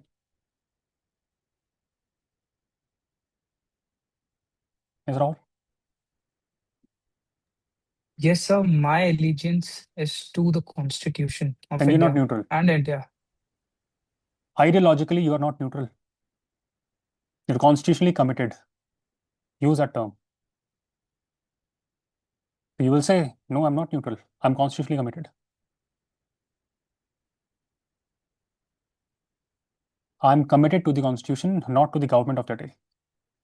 When a government order violates the Constitution, my oath is to the Constitution, not to Modi Chalisa. You all will take the oath. Act on that oath. I still think civil servants, they are the last line of defense.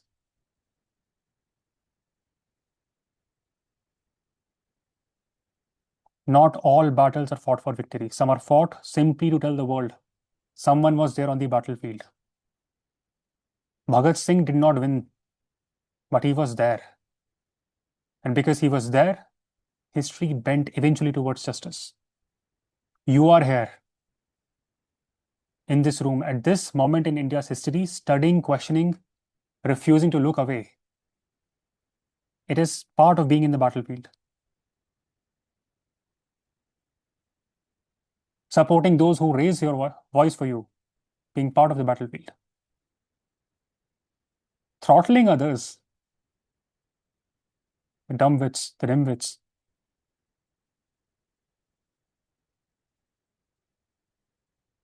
The question is not whether you can fix everything. You cannot. The question is whether when your grandchildren ask you what did you do when India was at this crossroad, you will have an honest answer as to what you did, which side of history you were in. Because we're living through a very critical juncture in India's history. India is not dead, by the way. It is unwell. An unwell country needs citizens who know exactly what is wrong, who can name it precisely. Citizens who refuse to be distracted by spectacle. Citizens who are willing, decade after decade, to do the slow, unglamorous work of building institutions, protecting rights, demanding accountability.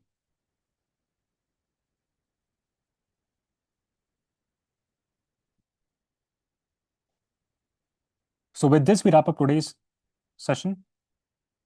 I want you to note down a few questions. But before I do that and give you questions, any thoughts upon today's class?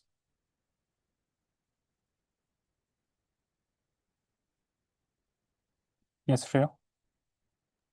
I give you all the opportunity to speak a lot. You should speak. Speaking is important. Yes. So today in today's class context, as we first heard Bhagat Singh, he said that blind belief is a problem. And that's what exactly happening is that we have made the party as our belief and we are blindly following them. That's when we question some of the actions done by them, we are labeled certain somethings and they think that we are in favor of another party. What they don't realize is that the parties they will come and go, but whatever the misuse which is happening, if we do not question, the same misuse will happen across the party and across the government. So instead of taking it personally, they should try to understand what is good for the country. And that is what is lacking in the masses, which I feel. Okay. I'm asking for the review of today's class also. Yes, Rania, after you. Yes, sir. I actually find myself in a very strange space of thought. Like being political or not being political, we often relate that with with the term privilege, that being apolitical is often a privilege because you don't get directly threatened by the political decisions made on the on the upper scale of hierarchy. But again, honestly, being in these classes, I also feel that being political is also a privilege because being with you, discussing things with you, not everybody gets that chance or not everybody gets that platform to discuss, deduce, or just be aware of certain things of the ground realities. So that's a very strange space to be in currently. But regardless, I want to say thank you to you for this class. And it was you who reminded that the class extended. I personally did not feel that. I just noticed that, yeah, it extended. So So how thank you. many hours it extended? I think quite a few hours. So thank you for today, sir. Okay, thank you. Deepak, after you. Yeah, echoing that sentiment, thank you a lot. Like I think this session was one of the best sessions I've joined for a few so far, and has been one of the most enjoyable ones and thought provoking. Definitely need a lot of reforms, and this idea that like things might be looking bad, but there are battles to be fought still. There is no scope to give up because yeah, as Bhagat Singh did, victory might not be imminent, but it is eventual. I don't know, you want to add something? Yeah, so sorry for this. Like for the new folks here, just one thing that, like, just a personal reflection. However disappointed we feel when we study the ground realities, we discuss that. However sad we feel. But something that I promise you guys is once you exit the class, once the class is over, you will always leave with a sense of enthusiasm with time, with that spirit to do something. And that is very important, I feel. That's not just an emotional state. That I think that emotional state is extremely important to go ahead and actually do something. So yeah, just that. Thank you. I would love to hear from new folks also, as they can introduce themselves.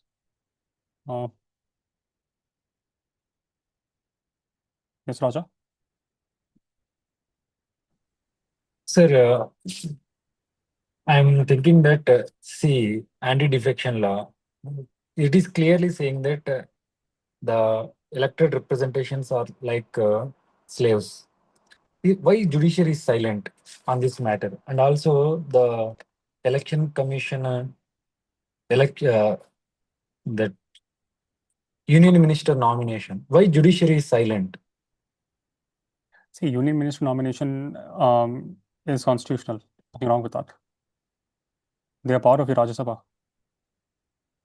But as citizens, we should understand what is happening.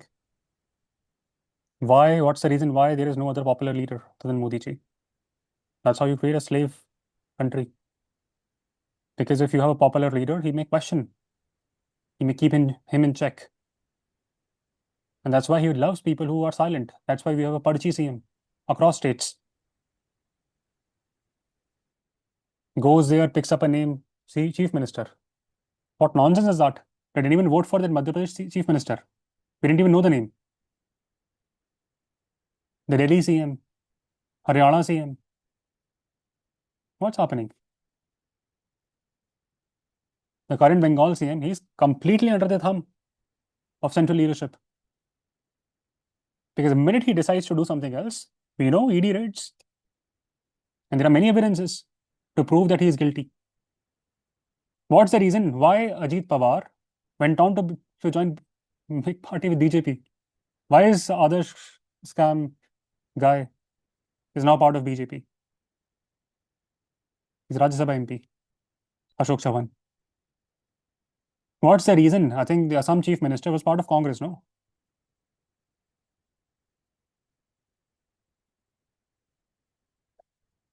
Things are happening constitutionally.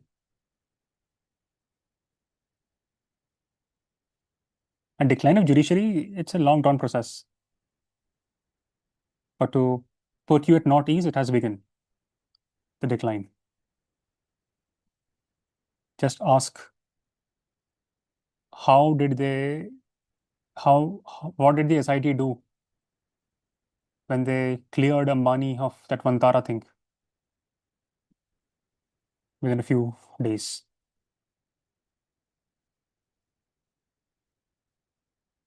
Yes, Ronika? Sir, today's class was an amalgamation of all the classes of polity. I had to rethink all of that. Even after studying it and revising it, I had to pick up things, and from not just polity, from PSIL as well. It reminded me of banality of evil when we were talking about Bhagat Singh. So yeah, so in these classes, after studying the constitutionality of things, we still get to know what is the ground reality and where the rules are broken and not broken and how they are twisted and how can we reform them. Uh, Thinking about the reforms that we were discussing today, the 10th schedule and the election trust, electoral trust. I think I am with the proportional representation. I think I need to read about it in depth, but I think it'll. I don't know if it will help us. I'm going on a negative side for now, but yeah, it put that thought in my mind, and yeah, I would like to take it further. I think And all thank you for giving sane that countries thought. have moved beyond first past the post system. That's true. Pratima? Yeah, so at the beginning of the class, you asked us whether we were dejected. So halfway through, I was officially dejected. So the leaders They do not have the integrity. The watchdog institutions, they are under the thumb of the leaders, and the media. Media is in the pocket of the ruling party. So I was officially dejected. Then the class progressed towards this solution-based discussions. The lot of things that you have discussed, I have no idea about. So I just understood how a little change could fundamentally bring about a lot of difference, like be it the reforming the 10 schedule, or what are all the things that you have discussed. It has such a huge part to change the face of politics in our country. So it was very enlightening, and it gave me hope. Like towards the next part of the class, I was feeling hopeful.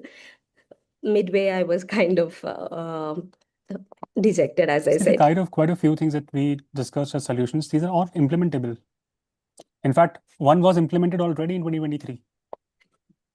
But then we were silent as citizens. And discussions around proportionality, it happened when I think JP spoke about this in the parliament. But when we stopped questioning first past the post system, we should question. Something is clearly wrong.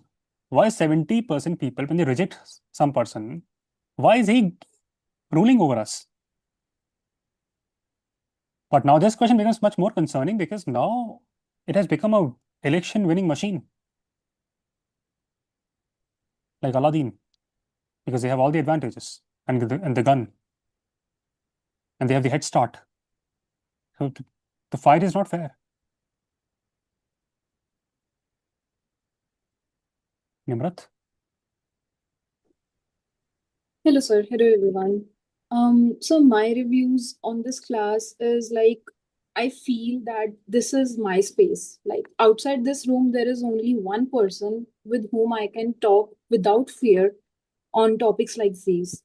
So these are some points that we discussed in today's class are something that I ponder in my free time, in my alone time, and I feel really helpless and scared uh, about how It's should very this nice that you go pondered on. about anti-defection law and Yeah, so I have election a commission solution to that also. loophole and Like all. just recently on the events with Raghav Chadda, like I really liked him personally. Like he was talking about issues of Punjab and all in the parliament, and I was really happy to see that. But when I saw this changes of the party, so I had a view in my mind that there should be re-election when there is a change of the party. There, like he's now representing some different party with a different ideology, and there should be re-election. Like we should elect a new person that aligns with our thoughts now whenever there is a change in the party of the person who was representing the constituency. Um also uh like I do interact with a lot of people on a daily basis at my job place during lunch and dinners. uh like there is a very similar thought everywhere. Like everyone feel helpless. Like they always say in the voting we choose the less worst of all. It's not choosing the best. Like we are choosing the less worst of all. And like I refrain myself talking with the group on the politics and all because I'm scared within myself also. Like what if this person does something, if he's the propagator of some party or so, or like that. So this is the one See, reason. whosoever we choose, we have to hold that person accountable. But now we are so brain dead that we are holding the people who are holding them accountable as accountable. People legit hold me accountable, by the way. And I'm saying this again, only misfitters and Azad parliamentarians, only they can hold me accountable. I'm not accountable to random dickhead.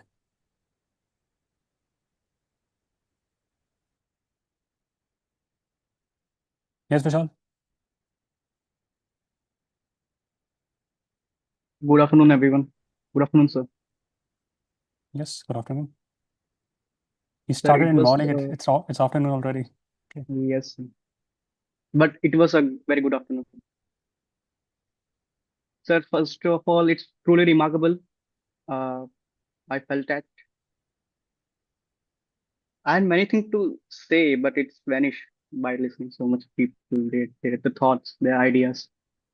But I learned a lot today from the beginning, from the Bhagat Singh's point to all the way from the your manifesto.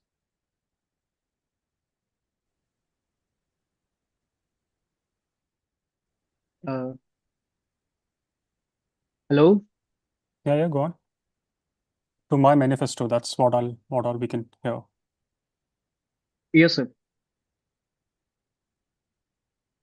And it was Yeah, go on. Don't be shy. No one is here to judge you. Speak. but sir, many things have I have to say many things, but I forgot. It's okay. Don't worry. Thank you, sir. All right. And Huge sir, round of applause for you. Yeah. so it's a question happens to me in the ponder my mind. Pardon me if I ask you. So it's a personal question. You are very much comfortable to restrain for my question. Mm-hmm. Like sir, in our family, in my family, I saw like people get married and they change a lot. Mm-hmm. So is it that same goes for you? Are you married or not, or are you planning to or not? Should we marry, Vishal? I think no, sir. Yeah, it's not legal, right? It's not legal. Chill. Okay. Deviman, after you. So today's class was mesmerizing for me, and it was something special today. The whole class was, in fact, motivated that we have to work towards our mission. And the one thing that stuck with me that when Nehruji said that with freedom and power comes responsibility, and we have to be responsible, we have to be accountable for every single thing, whether we are not in the politics or not. We have to be responsible. We have to raise our voices. That's what I learned from today's class, sir. And I truly agree with, I think Nevrat said it, that we are getting an opportunity to open up here and nowhere else we get that opportunity. So being a misfitter, I feel very grateful that I'm here and I can open up, I can speak, Yeah. I can give my opinions. Good. That's all, sir. And very much thank you to you. And I'm glad, as much as this community grows, I'm sure country will benefit in the longer run, because one Deviman will create 100 more enlightened citizens. Sure. And I hope that goes on and on forever. Harshita, after you. Good afternoon, sir. Good afternoon, everybody. So, review of the class. I learned a lot from today's class. Now I'll go on to read more about Bhagat Singh.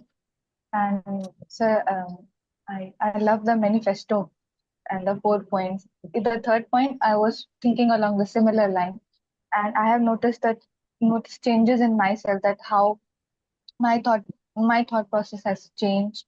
And I also love the diversity of our community. And one more thing that I would appreciate very much is the personal experiences of people that we got to learn about in today's class. And sir, one more thing that I have learned is whenever there are so many things to learn and revise and to memorize, sometimes I feel like I won't be able to do it, or I don't want to do it. But then I remember ki my goal is not just to clear this exam. The end goal is to become a responsible citizen of this country. For that, I need to educate myself. And if I have got this opportunity to be part of such a fantastic community, to learn from you, to learn from other such wonderful peers, I must not miss it. And that's how I pick myself up again and I get to my work. So thank you very much for that, sir. Oh. Thank you so much, Harshita. Dikshant, after you. Naman sir, मैं हिंदी में बोलना चाहूंगा, बोल सकता हूँ ना? मैं तो समझता हूँ हिंदी मेरी अच्छी उत्कृष्ट हिंदी है, लेकिन बाकियों का पता नहीं मुझे। सर बाकी कुछ नहीं है, मैं यहाँ पे ना किसी यूपीएससी एग्जाम के लिए हूँ, ना कोई कॉम्पिटिटिव एग्जाम के लिए हूँ, पर जो मैं आपका करेज देखता हूँ ना सोशल मीडिया में, तो that inspire me a lot. तो उस करेज के तहत मैं आपके साथ जुड़ा हूँ। जो करेज है ना सर, क्योंकि मैं खुद सर जैसे बैंकिंग इंडस्ट्री में हूँ, खुद एक बैंकिंग यूनियन का लीडर हूँ, तो जो करेज दिखाना पड़ता है ना सर मैनेजमेंट से लड़ने के लिए, तो मैं आपका करेज देखता हूँ तो सर मैं बहुत इंस्पायर हूँ। इस वजह से मैं आजाद पार्लियामेंट से जुड़ा हूँ। तो आज का जो क्लास थी वो बहुत शानदार थी, मेरे को बहुत अच्छी लगी, और आगे मैं इस तरह से जुड़ना चाहूंगा, क्योंकि इस तरह से लोग जब मिलेंगे तो तभी तो कुछ अच्छा कर पाएंगे। अपनी सोसाइटी के लिए, अपने देश के लिए, जो आप बोलते हैं कि ब्यूटीफुल रिपब्लिक है, इसके लिए कुछ अच्छा कर पाएंगे। Wow, वैसे ही thank you so much, Dishant, and I wish you all the very best. And so happy to have you in the community. Thank you. Thank you. Sushma, after you. Yes, sir. As we were discussing, I recall the concept of illiberal democracy and how India today stands as a beacon for a case study for that. And about the class, so I wanted to say that you're setting the bar too high for teachers, I must say, because I can only appreciate the amount of effort that goes into not only researching the topic, but also structuring every class. And this holds true not only for today's class, right? It holds true for our age of disaster classes. Each class is truly a gold mine. So thank you for that. No, thank you. Rahul, after you. So I'll take a minute or two. And again, the review of the classes, as always, really amazed. I have been thinking on very similar lines. So my journey started like for UPSC, it was that I wanted to bring some change in the education system because I feel that every child, it's a clean slate and they should have an opportunity to change their life and change it for the better. So I think so like the situation today is that even the government schools are closing down everywhere. The poor people, they like at least there was something for them if it was not as good. And wearing a very critical hat right now, like see this community even here, yes, we do need to have a financial stability so that we could become a part of such a community. So I don't think so everyone has that option. So we should make it count on the behalf of those people, and we should try to bring about a change. And even you said that like in your interview they asked like what's the most, I think so, impactful thing or something on the same lines, and you told that I think so someone who controls the education board controls the nation, on very similar lines. So I do like agree with that, and we should have something to work towards that goal as well, so that we could bring about a change which goes far beyond just one generation or two generation, like we have in Japan, a very beautiful education system there. Yeah, thank you. Makes sense. Premanand, after you. Yeah, like my fellow misfiters already shared how the class was. It was really thought-provoking. I'll talk about myself. I have that feeling of fulfillment because last year I started my UPSC preparation, and I had some motivation to start this preparation. But the way I'm learning, I felt I'm lacking so many things, because when I joined this misfit community, I got this platform to understand this country well, how this country, uh, what is actually India, how it evolved today, how today's India is evolved. Because if I'm knowing this thing, then only I'm able to govern in future. If I don't know, I'm just doing the rote learning and passing the exam and going into the services. Still, like I'll not be able to contribute what I want. So I think I have this feeling of fulfillment and that confidence that yeah, in whatever happens, I'll be doing it. That's all. My request is that after this session, stick for like 15 minutes and write what did you learn in today's session. And if possible, write a post about it, from Bhagat Singh to investors leaving India to your thoughts on what you learned in Azad Parliament class, and tag me. Okay, that's my request. If possible, please do that. Shashi, after you. So today's class was as amazing as always. A lot of my thoughts are already being shared by my fellow misfiters. But one thing I want to share, like before this, few couple of years back, I was preparing in Delhi for UPSC. So suddenly I felt that nothing was working out. So then I used to watch your videos. So what I did was I left all my books there. Whatever I've done so far till then, I left it there and I came back to my hometown and restarted it by joining in Misfits. Now I realize that was the best decision that I've ever made in my life. And today I can see the progress and a lot of things, sir. But yeah, coming to today's class, it intrigued me more to study about the Bhagat Singh, and also every time we discuss the problems. Just like you say, first we have to understand the problems, but today's class we also discuss the solutions that, in a way, gave me a lot of hope and more motivation to work harder to clear this exam or to do better things in life. So thank you so much, sir. So you will be surprised. Civil servants still have a lot of power to make a real difference in the country. A lot of power, especially in a country like India. One civil servant can transform millions of lives, even at the age of 30.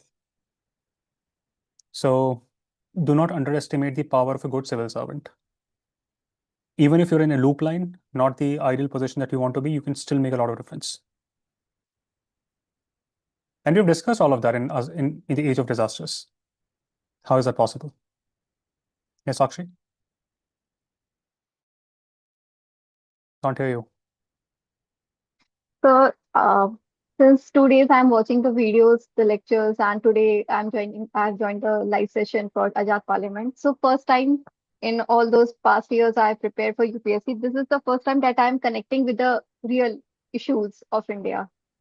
So, today's class just made me connect with the issues of India, and it was really thought-provoking for me. Yeah, good. And I think this lesson would have covered everything that you need to learn about the aspects of politics, so that you do not waste time reading nonsense on Indian Express about Bengal elections and Tamil Nadu elections and what happened, what did not happen. From conceptual standpoint, you need to be clear. What governs India?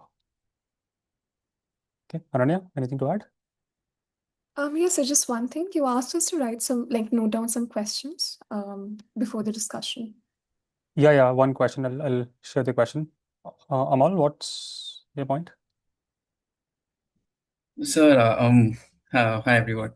So I usually find it very difficult to express myself. I always have the ideas in my head, but I find it very difficult when I'm asked to speak. So, these are efforts I'm making to sort of get past that. I thought I won't speak today because I kind of froze today in the session because I'm, through the last 25 days, 26 days, I've been getting to connect with this country in a manner that I'd never imagined.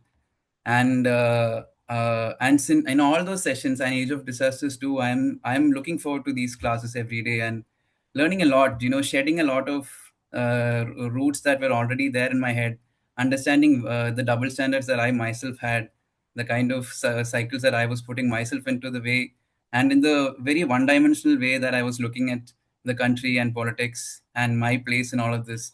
So I just wanted to take this chance to, I don't know when this Azad Parliament will happen next. So I thought, okay, I probably today is the chance that I'll get to see you live. And I've been waiting, sir. I've been waiting to be in a live session and talk to you personally. And so it's been great, sir. It's already been like a ride of a lifetime.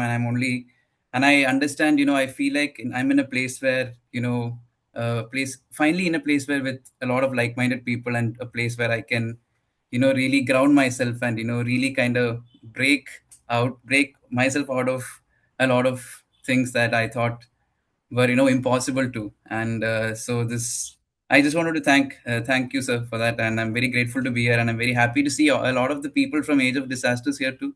I've been seeing Rahul, Rutsir, Ananya, and all of these people talk a lot. So it felt like a fan moment, honestly. And seeing you too, sir. So yeah, I just wanted to mention all of this, sir. And yeah, I hope that you're in good health and you are taking care of yourself too, sir. Of course. Thank you so much, Amal, and wishing you all the best. I think this month is a little special because many misfitters have their prelims scheduled in a couple of weeks, and that would be 2 weeks from now, I think. So the next Azad Parliament class will announce when will that happen. Usually we do this to 2 times a month, so alternate Sundays.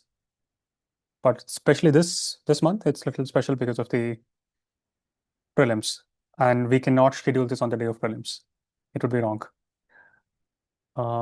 Yeah, and yeah, please note down the question.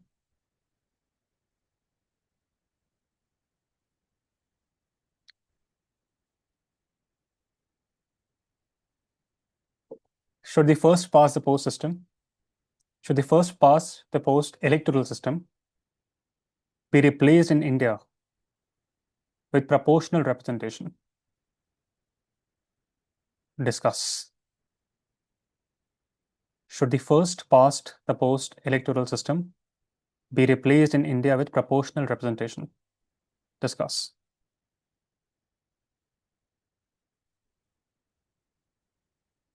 Note down second question. The anti-defection law has made Indian legislatures into party employees rather than people's representatives. Full stop. Do you agree? What reforms would strengthen parliamentary democracy without enabling political instability?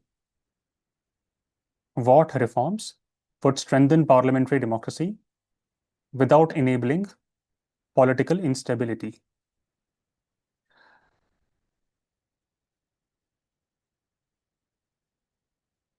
Note down third question.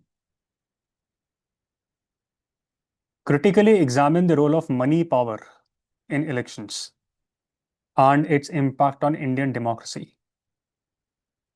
Critically examine the role of money power in elections and its impact on Indian democracy.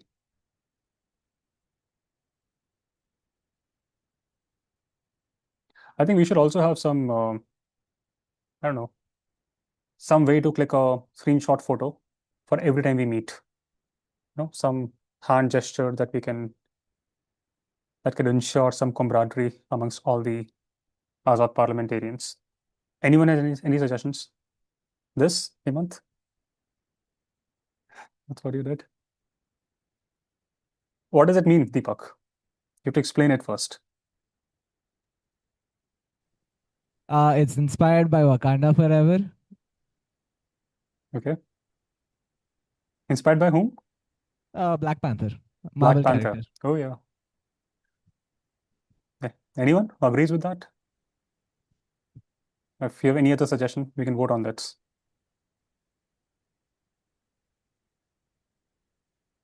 What is this? This is Modi ji's sign, Rahul.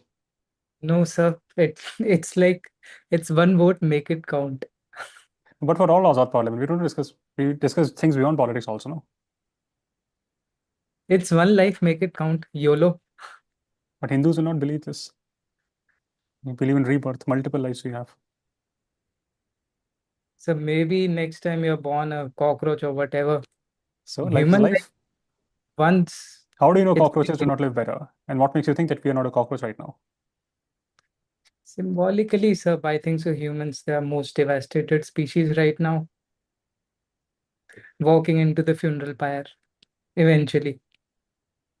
Okay. Pratima, any thoughts? What could be our The symbol? gesture Deepak suggested with Avengers Assemble tagline. Okay, let's do that. I'll take screenshots. 1, 2, 3. Okay, we can design these if we can come up with a better version also. Not everyone is doing it. Yes. So this is screen 1 done. Let me look at screen 2.